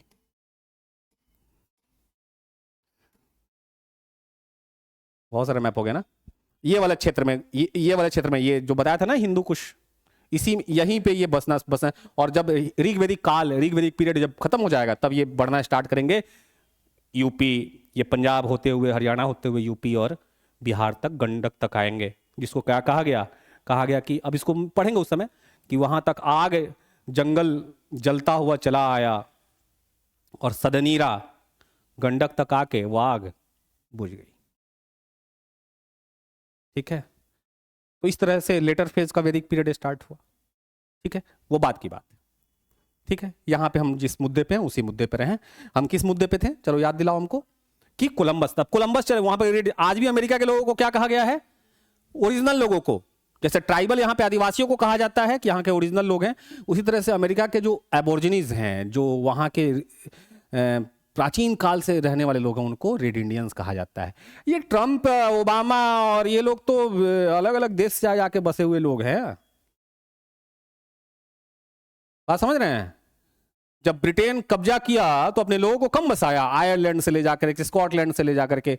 ऑस्ट्रेलिया में भी कौन है, ऑस्ट्रेलिया में भी पहले ब्रिटिश का जो डिसेंडेंट है वहीं तो जाके बसे हुए हैं वहां पे, ठीक है। उसी तरह से हम आर्यंस हैं। द्रविड़ का कॉन्सेप्ट अलग है, वो जब हम एंशिएंट में आएंगे तो उसमें डिबेट में हम देखेंगे, वो डिबेटेबल इश्यूज, ठीक है। तो इस तरह से हमने देखा कि आजकल एक्सीडेंट के बाद थोड़ा सा हम भूल जा रहे हैं बात।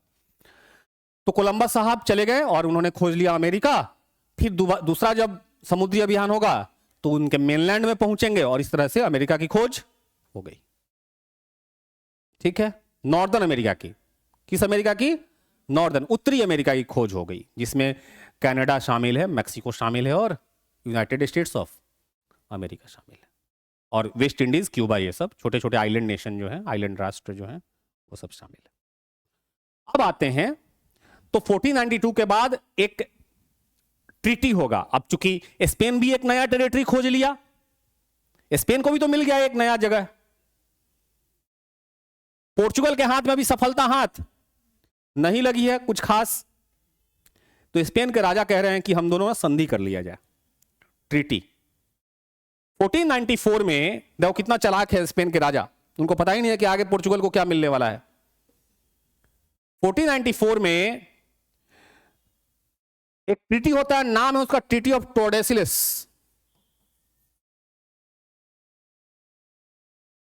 स्पेलिंग मिस्टेक माफ कर दीजिएगा। ट्रीटी ऑफ टोर्डेसिलस, टोर्डेसिलस एक जगह है, वहां पे पोर्चुगल के राजा और स्पेन के राजा मिलते हैं, और हाँ टोर्डेसिलस जगह है, वहां पे संधि होती है। क्या संधि होती है? संधि ये होती है कि केप वर्डे आइलैंड से जो वेस्ट साइड में मिलेगा वो सब स्पेन के कब्जे में रहेगा। उन सब पे कौन दावा ठोकेगा? स्पेन दावा ठोकेगा। और केप वर्डे के ईस्ट साइड में जो मिल गया उस पे पोर्चुगल का दावा रहेगा। ठीक है, क्लियर? अब आते हैं एक्चुअल सी वॉयज के, जो असल में समुद्री अभियान शुरू होता है उसमें। जुलाई 1497 में वास्को डी गामा 3 नाव और एक स्टोरेज नाव था, स्टोरेज नाव मतलब उस पर अपना सारा सामान वामान लदा हुआ था। 4 नावों के एक समुद्री बेड़े के साथ वो आगे बढ़ते हैं। इसमें उनके भाई पाउलो द गामा भी हैं, उनके एक दोस्त भी हैं 3 अलग अलग जहाजों पे।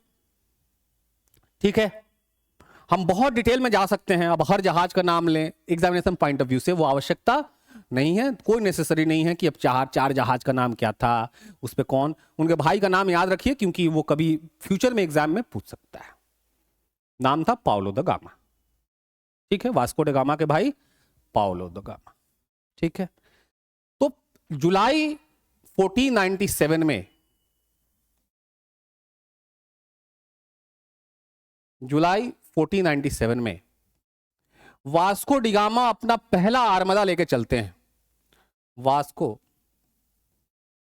डी गामा का फर्स्ट आर्मदा, फर्स्ट सी आर्मदा या फ्लीट भी कह सकते हो, जिसमें कितने शिप्स हैं? 4 शिप्स हैं शामिल है। ठीक है, बीच रास्ते में कई सारे तूफानों का भी सामना करना पड़ता है। बीच रास्ते में इनको अपने ही दोस्तों से विद्रोह का भी सामना करना पड़ता है। अब ये चले जा रहे हैं, पता ही नहीं चल रहा कब तक पहुंचेंगे। अब इनके जो फ्लीट में हंड्रेड्स ऑफ मेन हैं, अब उनके मन में हो रहा है कि वास्को डी गामा कहां ले जा रहा है भाई, कौन सी दुनिया में जा रहे हैं हम लोग। अब उसमें कुछ नेता नहीं बनता है आगे सवाल पूछने वाला, उसमें विद्रोह हो गया। वास्को डी गामा के लोगों ने उन्हीं के खिलाफ विद्रोह कर दिया, लेकिन उनकी लीडरशिप की क्वालिटी थी कि उन्होंने जो विद्रोही नेता हैं, जो 2-4 फुदक रहे थे, उनको सजा दिया और फिर सबको शांत करते हुए आगे बढ़ते हैं। और हम आते हैं मैप पर, मैप के थ्रू हम देखेंगे कि ये कैसे आगे बढ़ते हैं। चलिए, ये लिस्बन से चलते हुए केप वर्डे आइलैंड क्रॉस करते हुए ये पहुंचते हैं सेंट हेलेना। सेंट हेलेना एक आइलैंड है, ये एग्जैक्ट मेनलैंड नहीं है, सेंट हेलेना एक आइलैंड है जो केप ऑफ गुड होप से थोड़ा सा अलग हट गया। वहां से ये पहुंचते हैं, जो केप ऑफ स्टॉर्म नाम रखा गया था, तूफानी अंतरीप, उसको ये पार कर जाते हैं और पार करते हुए पहुंचते हैं नटाल। नटाल का नाम आगे भी आएगा जब गांधीयन फेज आएगा। नटाल का नाम बहुत, वहां से प्रश्न क्वेश्चन आएगा भी, नटाल इंडियन कांग्रेस एस्टैब्लिश करते हैं बाद में चल के गांधी जी इसी साउथ अफ्रीका में। तो ये पहुंचता है कहां पे, नटाल, ठीक है। और नटाल से फिर ये नॉर्थ बढ़ते हुए पहुंचता है ये मोजाम्बिक। कहां पहुंचता है ये, मोजाम्बिक का नाम सुना आपने, ईस्टर्न कोस्ट पे, अफ्रीका के ईस्टर्न कोस्ट पे एक देश है मोजाम्बिक, है ना। अब दिक्कत यह था कि मोजाम्बिक के लोग डरे हुए थे कि कौन लोग आ गए, और वास्को डी गामा मोजाम्बिक के लोगों के साथ बार्गेन करने के लिए एक मुस्लिम को पकड़ के रखा था। यहां पे सुल्ताना का राज था, मोजाम्बिक में मुस्लिमों का राज था, है ना, मुस्लिम स्प्रेड कर चुके थे वहां तक, ठीक है। तो मोजाम्बिक के सुल्तान के साथ ये डील करता है, और यहां तक पहुंचते पहुंचते इसकी शिप्स की कंडीशन इतना खत्म, यहां तक कि खाने तक का ये सड़ा गला खा के पहुंच रहे हैं वहां तक। सोचे थे कि 2-4-5 महीने में पहुंच जाएंगे, है ना। तो किसी भी हाल में, बहुत फटे हाल में ये पहुंचते हैं मोजाम्बिक। वहां पे मोजाम्बिक का रूलर उनको अलाउ करता है, वहां पे इनका जो जहाज है फिर से रिबिल्ड किया जाता है, ओवरहॉलिंग किया जाता है उसका, पूरा सामान भरते हैं अपना। इस प्रोसेस में 3-4 महीना बीत गया, और इस 3-4 महीना बीतने के दौरान मोजाम्बिक के जो लोग हैं उनके मन में प्रश्न आना स्टार्ट हो गया कि भाई साहब इतना दिन तक क्यों टिक गया, ये जरूर कुछ ना कुछ कारण है, जरूर हम लोगों पे कब्जा करना चाहता है। तो वहां पर लोकल मुस्लिम्स और इनके बीच में टेंशन क्रिएट हो गया, और टेंशन क्रिएट होने के बाद कारण वहां से ये भागते हैं और भाग के पहुंचते हैं मोम्बासा, सोमालिया में। और मोम्बासा का सुल्तान इनको बहुत आदर सत्कार करता है। फिर मोम्बासा से जाते हैं मालिंदी, और यहीं पर इनकी मुलाकात होती है एक गुजराती मर्चेंट से, नाम है उसका अब्दुल माजिद, ठीक है। उस समय इंडिया और ईस्टर्न कोस्ट, जो ईस्टर्न कोस्ट है, जो पूर्वी तट है, वहां उसके बीच में, अफ्रीका का जो पूर्वी तट है उसके बीच खूब सारा व्यापार होता था। जैसे व्यापार अरब पेनिनसुला के साथ होता था, अरबों के साथ होता था, वैसे ही व्यापार ईस्टर्न कोस्ट पे उन नेशंस के साथ, उन राष्ट्रों के साथ होता रहा है। तो वहीं पे मिल गया कौन, अब्दुल माजिद, एक गुजराती मर्चेंट है।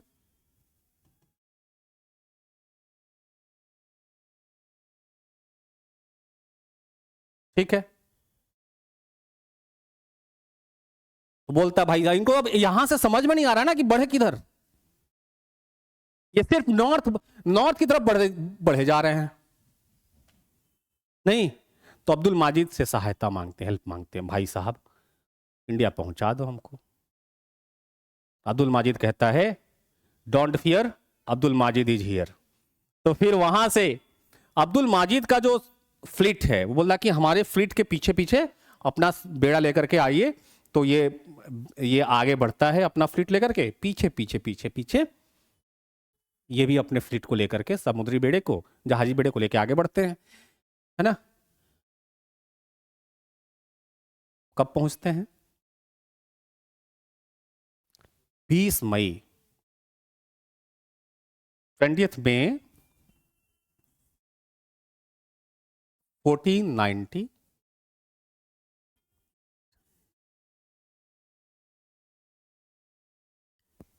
ठीक है। पहुंचते हैं कप्पक डाबू।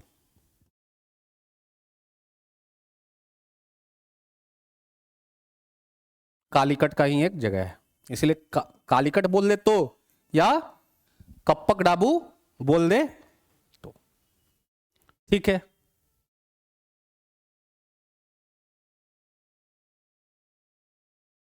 अब वहां जब पहुंचते हैं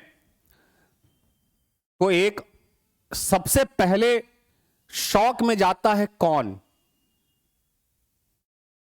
अरब मर्चेंट्स। पहुंच कैसे गए ये लोग। अरब मर्चेंट्स के लिए एक बहुत बड़ा शॉकिंग न्यूज था कि यहां पे पहुंच कैसे गए ये लोग। दूसरा, क्योंकि पोर्चुगीज बोलने वाले लोग हैं, समस्या है ट्रांसलेट करने में, कन्वे करने में मैसेज, है ना। फिर भी उसका भी हल निकालते हैं, ट्रांसलेटर कहीं से खोजते हैं ये लोग। तो इनको ना कप्पक डाबू पे मछुआरे घेर लेते हैं और इनके आने का इंटेंशन पूछते हैं। ठीक है, उन्होंने 2 इंटेंशन बताया अपना। बोला आने का मंतव्य बताओ, बोला कि व्यापार करने आए हैं। मछुआरों से बोला व्यापार करने आए। मछुआरे, उस समय कालीकट राजधानी नहीं थी, है ना, राजधानी कहीं और है। राजा कौन है कालीकट का? जमोरीन, बड़ी फेमस नाम है। इनको समुद्री भी कहा जाता था। समुद्री का मतलब क्या कहा है ना, जमोरीन या समुद्री। समुद्री मतलब क्या है? लॉर्ड ऑफ सी, समुद्र का देवता। ठीक है, तो ये साहब के पास पहुंचता है न्यूज, जमोरीन के पास, कि फॉरेन लोग आए हुए हैं कालीकट में। ये अपना राजधानी छोड़ के आता है कालीकट शहर में और वहां पे दरबार लगती है। खबर भिजवाया जाता है वास्को डी गामा के पास कि पहुंचिए आप, बुलावा आया है दरबार में। ठीक है, वहां पर जब जाते हैं तो दरबार में अरब मर्चेंट्स के भी रिप्रेजेंटेटिव हैं, रिप्रेजेंट किया जाता है। बहुत सारा गिफ्ट लेके आता है कौन? Vasco da gamma. उसमें हाथी के दांत के बने हुए चाकू थे, हाथी के दांत के बने हुए कई सारे ऑर्नामेंट्स थे। क्या नहीं था उसमें? उसमें सोने और चांदी नहीं थे। बड़ी ताज्जुब किया जाता है, गिफ्ट लाया उसमें सोना और चांदी नहीं है ना। जमोरीन इससे प्रसन्न नहीं होता, खुश नहीं होता, मजाक उड़ाया जाता है। उन्होंने अपने लैंग्वेज में मजाक उड़ा दिया। ठीक है, पूछा था क्यों आए हो? 2 काम के लिए आए। पहला, क्रिश्चियनों को खोजने आए हैं। दूसरा, मसालों का व्यापार करने आए, है ना। आने का कारण बताओ तो टू सर्च क्रिश्चियंस। पहला क्या है कि क्रिश्चियन की खोज में आए हैं कि यहां पे ईसाई लोग हैं कि नहीं। और दूसरा, मसालों का, अरब व्यापारियों का जो संघ है, फिर जो यूनियन है, उसके रिप्रेजेंटेटिव घबराए हुए, है ना, तो चढ़ा रहे हैं मत अलाउ करिए इनको। देखिए, एक तो गिफ्ट में सोना चांदी लेके नहीं आया, ऊपर से पता नहीं क्या इंटेंशन है इन लोगों का, तो अलाउ ही मत करिए इनको व्यापार करना, यहां पे रहना। तो पहला जो बात विचार है ना, वो एक तरह से फेल हो जाता है वास्को डी गामा और जमोरीन के बीच में। ठीक है, जमोरीन अपने मंत्रियों से सलाह मशवरा करता है कि रहने दिया जाए कि नहीं रहने दिया जाए। कॉम्पिटिटर की जरूरत है। अभी तक सिर्फ एक ही व्यापारी आ रहा है, कौन? अरब। उनका जो मन करता है वही पे करते हैं, ट्रेड टैक्स। कंपटीशन बढ़ेगा तो हम टैक्स बढ़ा सकते हैं, है ना। तो हम कहेंगे ना कि भाई हम पोर्चुगीज से इतना टैक्स लेते हैं, आपको भी इतना टैक्स देना पड़ेगा। ठीक है, तो इनको अलाउ करने दिया गया, इनको अलाउ कर दिया गया। ठीक है, आप जो है, आपको जो भी सहायता चाहिए, जो भी हेल्प चाहिए, हम आपको करेंगे, आप यहां पे ट्रेड कर सकते हैं। अरब तो समझ रहे हैं, जो एक ट्रेड लॉ है जो लिखा नहीं गया लेकिन सभी मानते हैं, उस ट्रेड लॉ को बदलने आए थे पोर्चुगीज। ट्रेड लॉ क्या था? मैं व्यापार का नियम था कि सब व्यापार करो आके। उस व्यापार के नियम को बदलने वाले थे पोर्चुगीज। क्या कि अकेले हम व्यापार करेंगे, किसी और को व्यापार हम नहीं करने देंगे। उस समय चाइना भी व्यापार करता था मलाबार कोस्ट से। इंडोनेशिया जो स्पाइस आइलैंड है, स्पाइस आइलैंड जो है यहां पे, उनका भी सारा माल कहां आ रहा है? मलाबार कोस्ट पे ही आ रहा है। जो सिलोन है, उनका भी सारा माल कहां आ रहा है? पहले सबका माल मलाबार कोस्ट पे आता है और वहां से फिर यूरोप में जाता है। तो सब व्यापार कर रहे हैं, इस व्यापार के नियम को बदलने आया है। और दूसरा क्रिश्चियनिटी को स्प्रेड करने आया है। ये अरब समझ रहे हैं, जमूरीन को ये बात नहीं समझ में आ रही, उन्होंने लागू कर दिया। हालांकि बहुत अच्छा रिलेशन जमूरीन और वास्को डी गामा के बीच में बन नहीं पाया, क्योंकि इन्होंने बोला कि हम आपको ट्रेड करने का अलाउ तो करेंगे, लेकिन आपको जो पेमेंट करना होगा वो सिल्वर और गोल्ड में करना होगा। और ये वास्को डी गामा को पसंद नहीं आया, फिर भी मजबूर था। ठीक है, माल खरीदा, 3 महीना रहा, माल खरीदा, डाला और अपने देश रवाना हुआ। लेकिन जाने के पहले उस समय जब वो निकला तो उस समय अक्टूबर का महीना था, सितंबर लास्ट अक्टूबर का महीना था। जो हवा के जब नाव चलती है तो अगर हवा के तरफ नाव चल रही है तो कम समय लगेगा। आप साइकिल भी चलाते हो तो ऐसा हवा आगे से आ रही है और साइकिल आगे बढ़ाओ तो बहुत ताकत लगता है बढ़ाने में ना, और हवा पीछे पीछे चल रही है और साइकिल भी उसी दिशा में चल रहा है तो बहुत फास्ट गाड़ी निकलती है, आपकी साइकिल चलेगी। ठीक है, सही। तो जो ट्रेड जो आने में 23 दिन लगा वो जाने में वहां तक 90 दिन लगा। सोचिए, ट्रेड विंड, इशू का जो ट्रेड विंड है आने के समय में फेवरेबल थी, तो मालिंदी से कालीकट आने में उनको 23 दिन लगा और कालीकट से मालिंदी जाने में 90 दिन लगा। ठीक है, लेकिन इस बीच वो भटक भी जाते हैं, वो कालीकट से गोवा चले जाते हैं और तब गोवा से वो मालिंदी जाते हैं। ठीक है, मालिंदी पहुंचते पहुंचते इनकी जो, क्योंकि इनकी शिप्स जो हैं इनकी बहुत कमजोर हो गए थे फिर से, तो इनके शिप्स को वापस से एक बार ओवरहॉलिंग की जरूरत थी। और इस दौरान इनके लोग बीमार पड़ने शुरू हो गए थे, क्योंकि मौसम इनके फेवर में नहीं था। इनके जो लोग हैं उनको एक बीमारी हो गई जिसको आप जानते हैं, स्कर्वी। उस समय स्कर्वी जानलेवा बीमारी थी।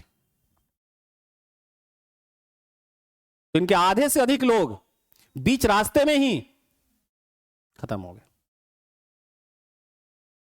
मालिंदी में जाकर के डिसाइड हुआ कि जो 3 जहाज है, एक जहाज तो खत्म हो गया था पहले ही, या आने के दौरान ही खत्म हो गया था एक जहाज, जाने के दौरान 3 जहाज बचे थे। हुआ कि 3 जहाज क्यों, हम अपने फ्लीट को, आधा लोग मर ही गया है, फ्लीट को छोटा कर लेते हैं, एक जहाज को यहीं छोड़ देते हैं, सारा सामान ला दो। 2 जहाजों का एक बेड़ा बनाया और आगे बढ़ गए। बढ़ने के दौरान जब ये वापस जा रहे हैं मालिंदी से, पहुंचते हैं केप वर्डे आइलैंड।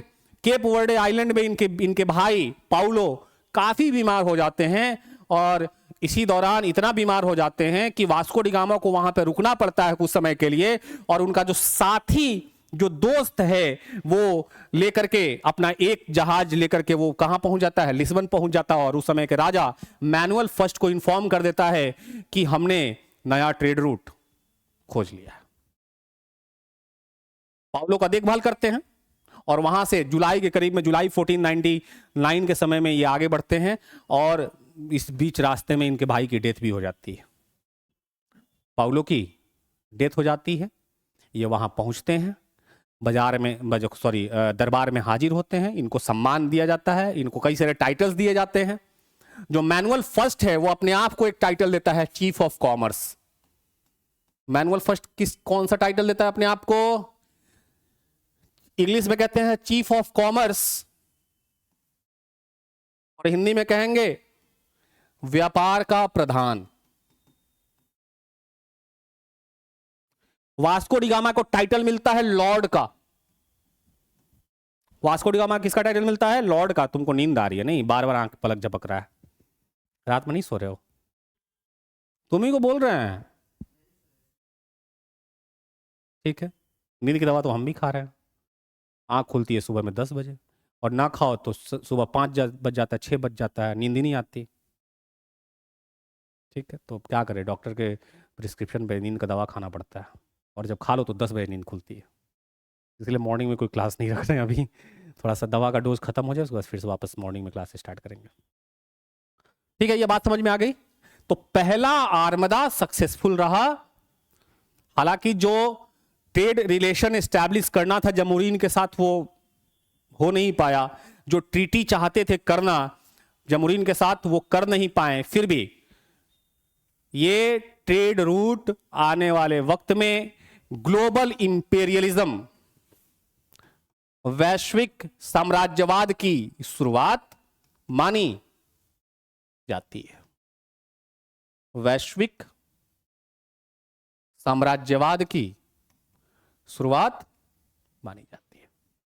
यह ट्रेड रूट नहीं खुलता तो किसी भी राष्ट्र के लिए, ना डच के लिए, ना इंग्लैंड के लिए, ना फ्रांस के लिए, किसी के लिए पॉसिबल नहीं था उपनिवेशवाद को की शुरुआत करना, नया कॉलोनियलिज्म की शुरुआत करना। ठीक है, यहां तक कोई दिक्कत? तो वास्को डी गामा इंडिया में 3 बार जाते हैं। पहला आर्मदा जाता है 1498 में, दूसरा इनका फिर दूसरी बार जाते हैं, ये फर्स्ट आर्मदा जाता है, फिर ये 1502 में जाते हैं, और फिर 1524 में जाते हैं, आते हैं इंडिया। और 1524 में जब इंडिया आते हैं तो उनको कुछ समय के लिए वायसराय बनाया जाता है, और इसी दौरान वायसराय के रहने के दौरान ही इंडिया में इनकी डेथ हो जाती है, और यहाँ पे इनका चैप्टर क्लोज हो जाएगा। लेकिन वो इंडिया में कितनी बार आते हैं? 3 बार, 1498, 1502 और, ठीक है, वो आगे पढ़ेंगे। हम सेकेंड सी वॉयेज के बारे में समझना हमारे लिए जरूरी है। ठीक है,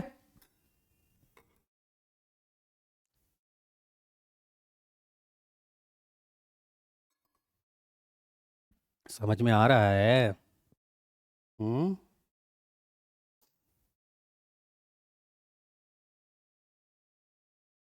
ठीक, चलिए अब आइए देखिए अगला। तो ये जो यहां पे जो आपको दिख रहा है अलग अलग कलर में, वो क्या है?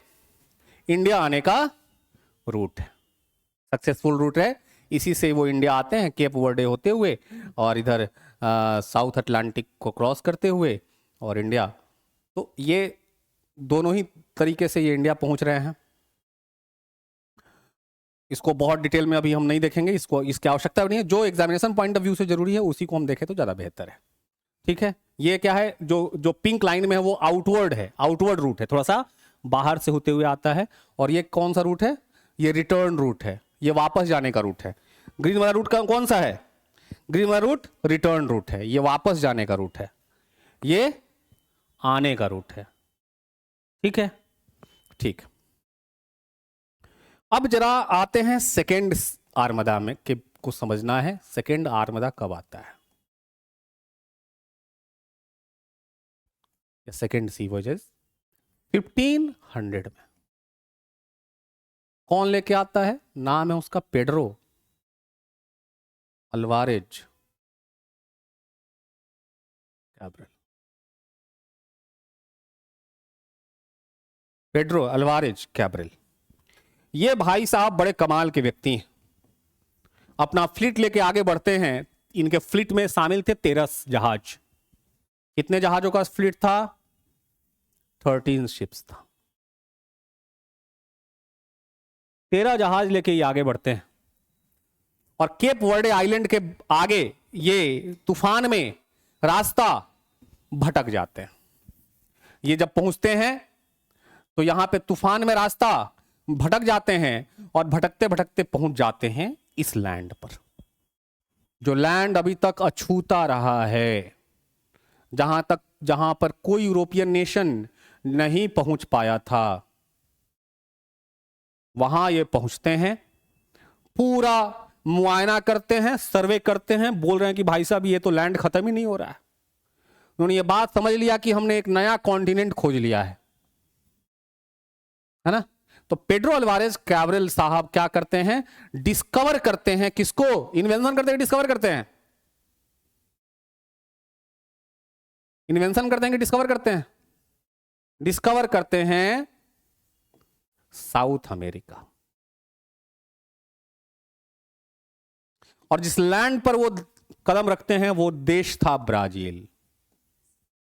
ब्राजील। ठीक है, तो पेड्रो अल्वारेज संयोग से कह लो, बाई चांस कह लो, ये कॉन्टिनेंट महादेश के रूप में किसको खोज लिया इन्होंने? दक्षिणी अमेरिका को, और दक्षिणी अमेरिका को, और देश के रूप में किसको खोज लिया? ब्राजील को। कोई दिक्कत? और फिर वहां से तो भाई सम्राट को तो खबर करना होगा ना, एक जहाज वापस लिस्बन भेज देते हैं मैसेज पहुंचाने के लिए कि हमने एक नया लैंड खोज लिया है मैनुअल फर्स्ट के पास। तब उनके पास ब्राजील से कितने जहाज हो गए? 12। ठीक है, लेकिन इतना आसान नहीं था पहुंचना उनका इंडिया। इतना आसान रहता तो क्या ही बात होती। मोजाम्बिक आते आते इनके लगभग 6 जहाज बर्बाद हो चुके थे। इतना भी एडवांस टेक्नोलॉजी नहीं हुआ था। कम दूर है जी, ये आप लिस्बन से इंडिया तक आना है, 8-8 महीने, 11 महीने, 12 महीने का रूट है ना। तो 6 जहाज इनके रास्ते में बर्बाद हो चुके थे। मोजाम्बिक पहुंचते हैं और फिर मोजाम्बिक से ये कोचीन आते हैं। कहानी बस इतना ही है। कोचीन आने के बाद इनकी कहानी स्टार्ट होती है। ठीक है, कोचीन जब पहुंचते हैं तो पहले से जमुरीन के साथ वास्को डी गामा का रिलेशन उतना अच्छा फ्रूटफुल नहीं रहा था। बावजूद इसके वो जमुरीन से मिलते हैं और बताते हैं कि वो उसी देश से आए हुए हैं, उसी कंट्री से बिलोंग करते हैं जिस देश से इसके पहले वास्को डी गामा आया हुआ है। So he wanted a favour from the king. क्या कि हमें तो पहले ट्रेड करने का परमिशन दिया जाना चाहिए, दूसरा हमें एक टेम्पररी फैक्ट्री खोलने का परमिशन दिया जाना चाहिए। अच्छा, ये मांग वास्को डी गामा भी कर चुके थे। वास्को डी गामा भी जमुरीन को बोला कि हम यहां पे एक फैक्टर छोड़ के जाना चाहते हैं। फैक्टर कौन है? फैक्टर एक पोस्ट है, अधिकारी है जो फैक्ट्री का देखभाल करता था। ठीक है, तो वास्को डी गामा भी डिमांड किया हुआ था जमुरीन से, है ना, कि हम एक फैक्टर को यहां पे रख के जाएंगे जो हमारे व्यापार का देखभाल करेगा। जमुरीन नहीं मानता उस समय, लेकिन पेड्रो अल्वारेज कैब्रल ने कन्विंस कर लिया जमुरीन को एक टेम्पररी फैक्ट्री एस्टैब्लिश करने के लिए। तो पहला पोर्चुगल का टेम्पररी फैक्ट्री खुलेगा 1501 में, 1501 में। कहां पर? कालीकट में। फर्स्ट टेम्पररी फैक्ट्री, फर्स्ट, पहला अस्थाई। अच्छा, ये सबको पता है, सबको पता है कि फैक्ट्री का मतलब उस समय आज के तरह की फैक्ट्री नहीं हुआ करती थी। फैक्ट्री का मतलब था वेयर हाउस। वेयर हाउस मतलब गोदाम। मशीनों का तो निर्माण हुआ नहीं था ना, मशीन्स बने नहीं थे, फैक्ट्री और कंपनीज बनी नहीं थी उस समय। तो यहां पर मशीन नहीं थे, मतलब फैक्ट्री नहीं था मशीनों वाली, ये थे गोदाम। और यहां पे अपने सामान को ये स्टोर करके रखना चाहते थे। तो फर्स्ट टेम्पररी फैक्ट्री कहां पे? कालीकट में। ठीक है, चलो। लेकिन कौन बेचैन है? अरब्स बेचैन है, हाँ, उनकी रातों की नींद उड़ी हुई है। ठीक है, तो इतना आसान नहीं रहा पेड्रो अल्वारेज कैब्रल के लिए कालीकट में व्यापार करना। उन्होंने लोकल नेटिजन्स कहते हैं, जो लोकल लोग हैं, उनको भड़का दिया अरब्स ने। क्या कह के कि देखो जी, ये बार बार आ रहे हैं और इनका इंटेंशन क्लियर नहीं है, ये व्यापार के नाम पर आते हैं, लेकिन दरअसल इनको अपने क्रिश्चियनिटी का प्रचार प्रसार करना है। हम लोग इतने साल से आ रहे हैं व्यापार करने, आज तक मुस्लिम धर्म तुम पे थोपे हैं नहीं ना, लेकिन ये सब जरूर क्रिश्चियनिटी का प्रचार प्रसार करेगा। तुम्हारा धर्म खतरे में है। अब जहां पे धर्म की बात आ जाए वहां पे सब कुछ इंसान ताक पे रख देता है। नहीं जी, धर्म धर्म हालांकि धर्म का प्रकार बड़े हैं। कौन कौन सा धर्म होता है जी? धर्म के नाम पे हम यही जानते हैं भाई हम हिंदू धर्म के लोग हैं, हमें फलाना भगवान का पूजा करना चाहिए, हमको हनुमान चालीसा आना। आजकल महाकुंभ में बहुत नकली साधु पकड़ा रहे हैं ना, तो उनसे हनुमान चालीसा पूछ दिया जाता है ना, उनसे महामृत्युंजय का जाप पूछ दिया जाता है। एक बार हम थावे गए थे। थावे जानते हैं सब? थावे मंदिर गोपालगंज में है। बहुत पहले हम एक बार गए ही वहां पे 2005 में, तो जो कितने छोटे होंगे उस समय। तो वहां पे ना पांडा जो है पंडे पुजारी, उनका एक व्यापार है। क्या? खट से आएंगे, चंदन लगा देंगे, कहेंगे माल दीजिए, है ना। तो हमको लगा फ्री वाला चंदन है, चंदन में पैसा कौन सा लगता है, चंदन लगवा लिया मैंने। अब बोले पैसा। हम बोले काम करो, ये तुम ना एक मंत्र सुनाओ हमको पहले। जैसे ही सुना मंत्र सुनना है, वैसे ही पीछे पैर करके निकल गया। बोले भाई गजब के ज्ञानी पंडे पुजारी हैं यहाँ पे, है ना। तो ऐसा नहीं है, हम लोग भी जरूरी नहीं कि हम लोग भी जाने, लेकिन हाँ नकली साधु लोग बड़ा घूम रहा है आजकल, बहुत नकली साधु लोग हो गए हैं, महाकुंभ में ज्यादा देखने को मिल रहा है। खैर, तो यहां पर भी जो अरब मर्चेंट्स हैं उन्होंने कालीकट के लोगों को भड़का दिया कि तुम्हारा धर्म खतरे में है। अब धर्म खतरे में है, लोग भीड़ बनाया, भीड़ इकट्ठा हुई और जो टेम्पररी फैक्ट्री है, जो अस्थाई फैक्ट्री, उस पर हमला कर दिया। 70 पुर्तगाली मारे गए, 70 Portuguese were killed in that riots, उस दंगे में मारे गए। उस दौरान संजोग से फैक्ट्री पर पेड्रो अल्वारेज कैब्रेल नहीं था, ठीक है। जब वो अपनी टेम्पररी फैक्ट्री में पहुंचता है तो देखता है कि मेरे लोग मारे गए हैं। जमुरीन से जस्टिस का मांग करता है कि हमें न्याय दो। अब जमुरीन अपने ही लोगों के खिलाफ कैसे एक्शन ले सकता था? उसने कोई एक्शन नहीं लिया। ओके, कोई बात नहीं, हम एक्शन लेंगे। जमुरीन अपने बचे हुए लोगों के साथ कालीकट के कोस्ट पे जाता है और जितने अरब शिप्स हैं उन सबको जब्त कर लेता है, सीज कर लेता है, और जितने अरबी मिलते हैं उन सब का खात्मा कर देता है। एक अरबियों को नहीं छोड़ा उसने, और सारे अरबी शिप्स को जब्त कर लिया गया। यह तो हो गया अरबियों को दंड देना। अब कालीकट के लोगों को कैसे दंड दिया जाए आपको पता होना चाहिए। और पोर्चुगीज पहले ऐसे यूरोपियन ट्रेडर्स हैं जिन्होंने अपने जहाजों पर तोप लगाया। फर्स्ट यूरोपियन उन्होंने अपने कैनन पे, अपने कैनन किसको कहते हैं, तोप, अपने जहाजों पे क्या इंट्रोड्यूस किया? तोप इंट्रोड्यूस किया है। अरब मर्चेंट्स के जहाजों पे तोप नहीं होते थे। अरब मर्चेंट्स इसका मजा वास्को डी गामा के समय में चख चुके हैं। वास्को डी गामा जब मोम्बासा से मालिंदी जा रहा था, वास्को डी गामा जब मोम्बासा से मालिंदी जा रहा था, उस दौरान इसने अपने गोला बारूद और तोप के बदौलत कितने सारे अरबी जहाजों को जब्त कर लिया था। इसका पहला मजा उसी समय चख चुके हैं अरबी, ठीक है। अब पेड्रो अल्वारेज कैब्रेल की बारी है। कालीकट के लोगों को सबक सिखाया।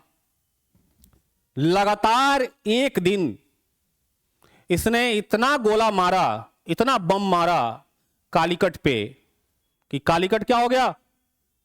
धुआं धुआं हो गया, है ना। ये तो बहुत बड़ा डायलॉग है मनोज वाजपेयी का। किस मूवी का? गैंग्स ऑफ वासेपुर में, ठीक है। अंत में जमुरीन को रिक्वेस्ट करना पड़ा पेड्रो अल्वारेज कैब्रेल के पास, या बंद कर दीजिए गोला बारूद। तो अब कितना ही मारेगा भाई गोला। इतना ही रोल है पेड्रो अल्वारेज कैब्रेल का कालीकट में। क्या? जमुरीन के साथ रिलेशन खराब करने में। अब जमुरीन पुर्तगालियों का दोस्त नहीं है, और ये कोचीन में बैठा हुआ राजा देख रहा है कि पुर्तगालियों का, पोर्चुगीज का कालीकट के राजा के साथ रिलेशन खराब हो गया है। तो कोचीन के राजा से बोल रहा है, कोचीन का राजा बोल रहा है पेड्रो अल्वारेज कैब्रल से। हालांकि उस समय वो पेड्रो अल्वारेज कैब्रल नहीं गया, खबर भिजवाया कोचीन के राजा ने, लेकिन उसका काम हो गया था। उसने स्पाइसेस अपने खरीद लिए थे, जहाज पे माल लादा और वापस रिटर्न हो गया। इस रिटर्न होने का बहुत बड़ा प्रोसेस है, उस प्रोसेस में नहीं जाते कि कैसे वो वापस होता है, उतना एग्जामिनेशन पॉइंट ऑफ व्यू से जानना ही नहीं है हमें। नहीं तो पता चला कि 1 साल हम मॉडर्न हिस्ट्री पढ़ रहे हैं। ठीक है, तो वापस वो चला गया। यही इतना ही रोल रहा पेड्रो अल्वारेज कैब्रल का। ठीक है, एक थर्ड सी वोजेज आएगा 1501 में, उसकी कोई कहानी नहीं है। 15 जैसे सेकंड सी वोज, सेकंड आर्मदा आपने देखा ना, थर्ड आर्मदा आएगा 1501 में। हमको थर्ड आर्मदा से कोई मतलब नहीं है, थर्ड आर्मदा का कोई कहानी नहीं है। ये कब आएगा? 1501 में। हम फिर से वापस पढ़ेंगे फोर्थ आर्मदा के बारे में, जब वास्को डी गामा वापस रिटर्न आता है इंडिया। ठीक है, आइए मैप के थ्रू देखेंगे कि कैसे ये इंडिया में वापस आते हैं। चलिए, तो ये fourth armada, route of fourth Indian armada का रूट है। ठीक है, आपको बताता चलूं कि जब Vasco da Gama Cape of Storm को पास कर गया, केप ऑफ स्टॉर्म को पार कर गया, और वापस जब मैनुअल फर्स्ट को पता चला कि नहीं नहीं वहां ऐसा कोई तूफान नहीं आता, और दरअसल वो ऐसा जगह है जहां पे पुर्तगालियों को एक नया होप मिला था, एक नई आशा मिली थी नया ट्रेड रूट खोजने का, इसीलिए उसका नाम बदल के क्या रख दिया गया? केप ऑफ गुड होप रख दिया गया। उत्तम आशा अंतरीप, हिंदी में क्या कहा जाता है इसको? उत्तम आशा अंतरीप कहा जाता है। ठीक है, तो ये लिस्बन से आते हैं और ये कहां पहुंचते हैं? मोजाम्बिक। मोजाम्बिक से किलवा, किलवा में मुस्लिम शासन था, वहां से ये मालिंदी, और मालिंदी से फिर वे कहां आते हैं? कालीकट आते हैं। ये इनका ट्रेड रूट है। ठीक है, आने का चौथा आर्मदा जो आया वास्को डी गामा के लीडरशिप में, वो कुछ ऐसा है। ठीक है, इनके जहाजी बेड़े में 14 जहाज शामिल थे, बाद में 4 जहाज वापस हो जाएंगे, 10 जहाज के साथ आगे बढ़ेंगे ये। खैर, अब आते हैं जब ये कालीकट जब पहुंचते हैं, तो कालीकट पहुंचने के बाद की कहानी ज्यादा जरूरी है जानना। कहां गया? यहां पे देखो जी, ये 14 फोर्थ आर्मदा का कांड है। फोर्थ आर्मदा ने क्या क्या कांड किया ये आप देख लीजिए। ठीक है, क्या हुआ? कहानी समझ में आ रही है कि नहीं आ रही? चौथा आर्मदा पहुंचता है पहले कोचीन, कोचीन पहुंचता है, और कोचीन पहुंच के वहां पर, सॉरी कोचीन कह रहे हैं, कालीकट, कालीकट पहुंचता और कालीकट में वापस जमोरीन से मिलते हैं और अपनी शर्त रखते हैं वास्को डी गामा जमोरीन के सामने। 2 शर्त। पहला, परमानेंट फैक्ट्री बनाने की इजाजत दी जाए, to establish permanent factory in Cochin. और दूसरा शर्त, to exclude Arab merchants from the Cochin, बाहर कीजिए, टू एक्सपेल्ड, है ना, इनको एक्सपेल्ड कीजिए, बाहर फेंकिए कोचीन से, यहां पे सिर्फ हम व्यापार करेंगे। ठीक है, 2 शर्त रखा वास्को डी गामा ने। जमोरीन ने इसको मानने से इनकार कर दिया। बहुत डेप्थ में कहानी में नहीं जानते, बस इतना जानिए कि जमोरीन ने उसको मानने से क्या किया? इनकार कर दिया, और इनकार करने का एक बड़ा प्रकोप झेलना पड़ा इनको। अब देखिएगा यहां पे बम फट रहा है, हैं? अटैक कर दिया वास्को डी गामा ने, इसने भी इतना बम मारा कि धुआं धुआं हो गया कालीकट। और वापस यहां से फिर वो क्या होगा? कोचीन का राजा उनको खबर भिजवाएगा कि आप हमारे पास आइए, हम आपकी सारी शर्तों को मानने के लिए तैयार हैं। वहां से वो कालीकट से कहां चला जाएगा? कोचीन। और 15 नॉट, यहां पे गलत लिखा हुआ है, 1503 में वास्को डी गामा के रहते दौरान ही उसी के एक अधिकारी जो बाद में चल के वायसराय भी बनने वाला है, पोर्चुगीज गवर्नर बनने वाला है, नाम है उसका अल्फांसो द अल्बुकर्क। ठीक है, हमको लगता है अल्फांसो हम इसी के नाम पे रखा हुआ है। सब आ रहे हैं ना मौसम आम का, देखते देखते आम का मौसम फिर आ गया। बस 4 महीना वेट करना है। आम का मौसम जब जाता है ना तो बहुत मन में दुख व्यथा उत्पन्न हो जाती है कि आम चला गया। काश पूरे 12 महीने मिलते हैं, हालांकि मिलता है, साउथ वाला आम मिलता है सितंबर अक्टूबर में, लेकिन वो उसमें वो स्वाद नहीं है जो मोतिहारी के जर्दा में है और दीघा के मालदा में है ना। भागलपुर में भी जर्दा होता है बहुत ज़बरदस्त। भागलपुर के जर्दा को जीआई टैग मिला है, शायद जीआई टैग मिला है भागलपुर के जर्दा को। ठीक है, जर्दालू। ठीक है, तो 1503 में वास्को डी गामा के साथ ही आया हुआ एक अधिकारी है, नाम है उसका अल्फांसो दी अल्बुकर्क, जो लेटर 1509 में ये वायसराय भी बनने वाला है। उसी के देखरेख में फर्स्ट परमानेंट फैक्ट्री एस्टैब्लिश किया जाता है। कहां पे? कोचीन। First permanent factory. ठीक है, और यहां से इन्होंने अपना अलाई बनाना शुरू कर दिया। अलाई मतलब अपने साथियों को जोड़ना शुरू कर दिया। तो इनके साथी कौन कौन? फैक्ट्री नहीं एस्टैब्लिश हुआ, लेकिन साथी कौन कौन बन गया? किलोन बन गया, केरल में ही जगह है। उसके बाद देखो यहां पे आ जाओ, कन्नूर। कन्नूर कहां है? कन्नूर बन गया। ये 1505 में यहां पे फैक्ट्री भी एस्टैब्लिश होगा, 1505 में। ठीक है, उसके बाद पंडारेन बन गया। सॉरी, पंडारेन कालीकट का साथी बन गया। देखो यहां पे लिखा हुआ है, ग्रीन कलर है यहां पे, तो ग्रीन कलर वाला किसका साथी है? कालीकट का। और ब्लू के साथ ब्लैक वाला किसका साथी है? पोर्चुगीज का। ठीक है, और यहां से वास्को डी गामा कहां जाते हैं? ये गोवा की तरफ बढ़ते हैं, और गोवा में जाकर के उन्नौर में ये फिर हमला करते हैं, उन्नौर पे कब्जा करने की कोशिश करते हैं। यहां पे बाटिकाला नाम का जगह है, वहां पे वो ट्रिब्यूट भी देते हैं, वहां के राजा को गिफ्ट भी देते हैं, पैसा देते हैं ताकि एलाई बन जाए, लेकिन वो सक्सेसफुल होते नहीं है। तो इस तरह इनका पूरा एक यात्रा रहा है। दरअसल याद रखिएगा, 1502 का जो इनका यात्रा था वो कोई व्यापार करने के लिए नहीं था, वो रिवेंज लेने के लिए था, बदलापुर। ठीक है, तो ये रिवेंज लेने के लिए ये यात्रा किया गया था, सी वॉयेज था, कोई व्यापार का इंटेंशन नहीं था। अपने पावर का फॉर्मनेस, दृढ़ता दिखाने की बात यहां पे आ गई थी कि हम पावरफुल है और हम भारतीय राजाओं को हरा सकते हैं। खासतौर पर जमोरीन को सबक सिखाना था। ठीक है, तो उन्होंने अपना अलाई भी बनाया, है ना, और आगे का फ्यूचर का रास्ता खोल दिया।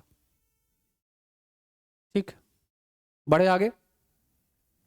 तो यहां तक समझने में कोई दिक्कत नहीं होना चाहिए।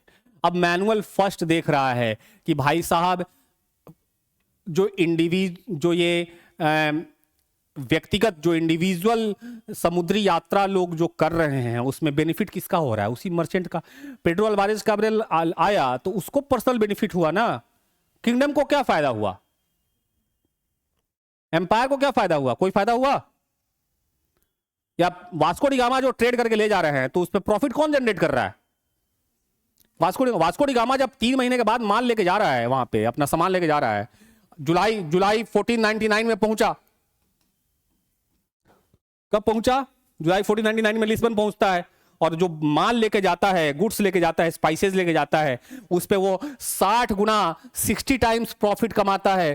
पूरे यूरोप में हाहाकार मच गया। जिस प्रोडक्ट पे वो वहां के व्यापारी मुश्किल से 5 गुना और 10 गुना मुनाफा कमाते थे, उस पे 60 गुना मुनाफा कमाया।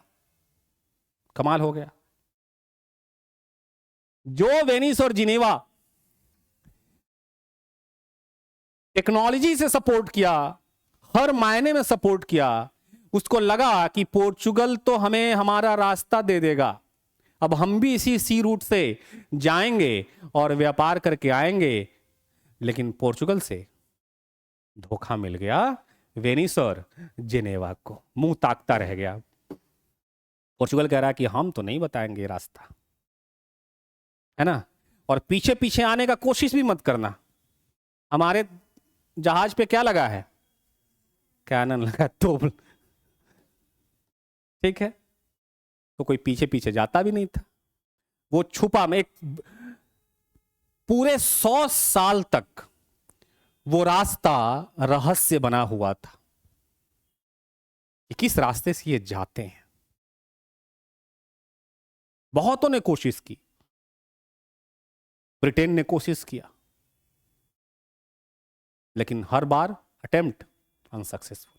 अब वेनिस और जेनेवा एक अलग कोलिशन बना रहा है, उसको तो दगा मिल गया। अब दगा मिल गया तो पोर्चुगल से तो बदला लेना पड़ेगा ना। जिस पोर्चुगल को उसने इतना सपोर्ट किया टेक्नोलॉजी से, शिप बिल्डिंग से, हर तरीके से, उस पोर्चुगल ने रास्ता देने से मना कर दिया। अब तो बदला लेने की बारी है। वेनिस और जेनेवा ने बोला कि अभी हमारे पास क्रिश्चियनिटी को स्प्रेड करने का टाइम नहीं है, हमें अपना व्यापार बचाने की लड़ाई है। इन्होंने मुस्लिम एम्पायर के साथ कोलिशन करना एक्सेप्ट कर लिया। तो तुर्की के साथ भी इसने कोलिशन किया वेनिस और जेनेवा ने, और इजिप्ट के साथ भी कोलिशन किया। इसका फायदा यह हुआ कि वेनिस और जेनेवा को व्यापार वेनिस और जेनेवा के लिए व्यापार का रास्ता खुल गया। हालांकि वो प्रॉफिट नहीं जनरेट कर पाता जितना वास्को डी गामा कमा रहा है, लेकिन व्यापार शुरू हो गया। और अब वेनिस और जेनेवा इस ताक में है कि कब हम पोर्चुगल से बदला लें, और बहुत जल्दी मौका आने वाला है। अभी समय है पोर्चुगीज एम्पायर को खड़ा करने की। जो पोर्चुगल एम्परर है, जो सम्राट है, उसका मानना है कि इंडिया और ईस्ट इंडीज के साथ व्यापार में हमें भी मुनाफा चाहिए, और इसके लिए प्रॉपर एक कंपनी बनना चाहिए। एक पूरा स्ट्रक्चर वो तैयार करता है, और अपने एक बहुत विश्वस्त, बहुत लॉयल दरबारी कोर्टियर को बुलाता है, जो उस समय पोर्चुगल के एक प्रोविंस का गवर्नर हुआ करता था। नाम है इसका, आप खुद से ले लीजिए, अल्मेडा। पूरा नाम फ्रांसिस्को दी अल्मेडा। ठीक है, उस समय पोर्चुगल में वो एक प्रोविंस, एक प्रांत का, जैसे बिहार यूपी है तो गवर्नर होते हैं, वैसे ही वो एक प्रोविंस का गवर्नर हुआ करता था। बुलाया जाता है कोर्ट में, सम्राट बोलता है कि आपको एक मिशन पे भेजना है, लेकिन तब मैं भेजूंगा इस मिशन पे जब आप हमसे वायदा करेंगे कि इसमें आप कामयाब होंगे। क्या? तो जा करके इंडियन ओशन में अपना परचम लहरा के आइए, अपनी मोनोपोली क्रिएट करके आइए, उन सारे सी रूट पर कब्जा कीजिए जिससे एंट्री और एग्जिट होता है ट्रेड का। ठीक है, एंट्री और एग्जिट कहां से होता है, पर इस बात को समझिएगा। आते हैं इधर, आ गया। एंट्री और एग्जिट कहां से होता है? कौन सा ले लें, आ जाओ यहां पे। पहली एंट्री एग्जिट थी गल्फ ऑफ एडन, जो शुरुआत में मैंने बताया, अदन की खाड़ी। दूसरी एंट्री एग्जिट थी होर्मुज, क्लियर है। तीसरी एंट्री थी मलक्का। यहां पे क्या है? मलक्का। आज भी चाइना का जितना जितना तेल है, जितना ट्रेड है, उसका 2/3 कहां से जाता है? चाइना। इसी रास्ते से होते जाता है, मलक्का से होते हुए जाता है। ठीक है, मतलब इस पॉइंट पे, इस पॉइंट पे, इस पॉइंट पे और इस पॉइंट पे जिसका कब्जा होगा वो पूरे ट्रेड पर कब्जा कर सकता है ना। एक तरह से वहां से निगरानी रखा जा सकता है कौन आ रहा है और कौन जा रहा है, और जब कंट्रोल मेरे हाथ में आएगा तो हम डिसाइड करेंगे कि कौन ट्रेड करेगा और कौन ट्रेड नहीं करेगा। ठीक है, तो कहा गया कि जितनी एंट्री एग्जिट पॉइंट है वहां आप जाकर के कंट्रोल लीजिए और अपनी नंबर ऑफ फैक्ट्रीज को बढ़ाइए। क्लियर है? इनको काम मिल गया, कंपनी बनाया गया, कंपनी का नाम रखा गया इस्तादो द इंडिया। क्या नाम रखा गया? इस्तादो द इंडिया, या कहते हैं पोर्चुगीज ईस्ट इंडिया।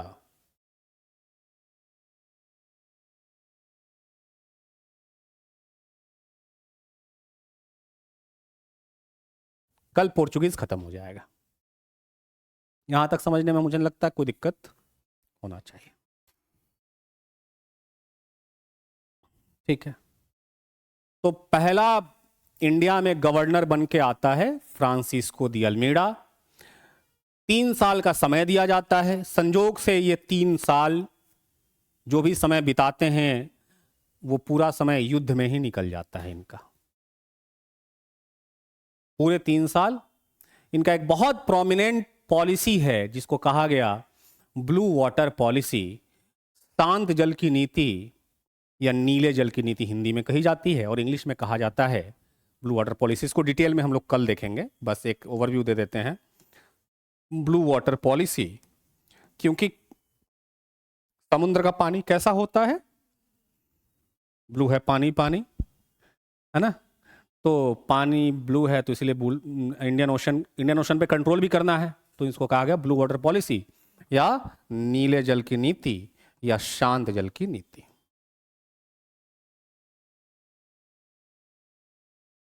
ठीक है, लेकिन भले ही ये सफल नहीं होते, ये सक्सेसफुल नहीं होते, लेकिन आने वाले जो सक्सेसर हैं इनके, वो फ्रांसिस्को दी अल्मीडा के पॉलिसी को एस्टैब्लिश करने का काम करते हैं सक्सेसफुली, जो बनते हैं अल्फांसो दी अल्बुकर्क, और उनको रियल फाउंडर कहा जाता है इंडिया में ब्रिटिश एम्पायर का। ये सब डिटेल में हम लोग कब देखेंगे? कल देखेंगे। क्लियर है? कोई दिक्कत? कल का मतलब होता है कि जब क्लास खुलेगी, हैं? ठीक है, और मंडे को मे भी मैं मॉर्निंग में मॉर्निंग में नहीं, आप लोगों को 2 दिन का टाइम देता हूं मैं, एक क्वेश्चन पेपर भिजवाऊंगा वेडनेसडे को, उस दिन गायब नहीं रहना है। ठीक है, चलिए मिलते हम लोग, मिले कल, कल मिले। समझ में आया ये किस चीज़ का?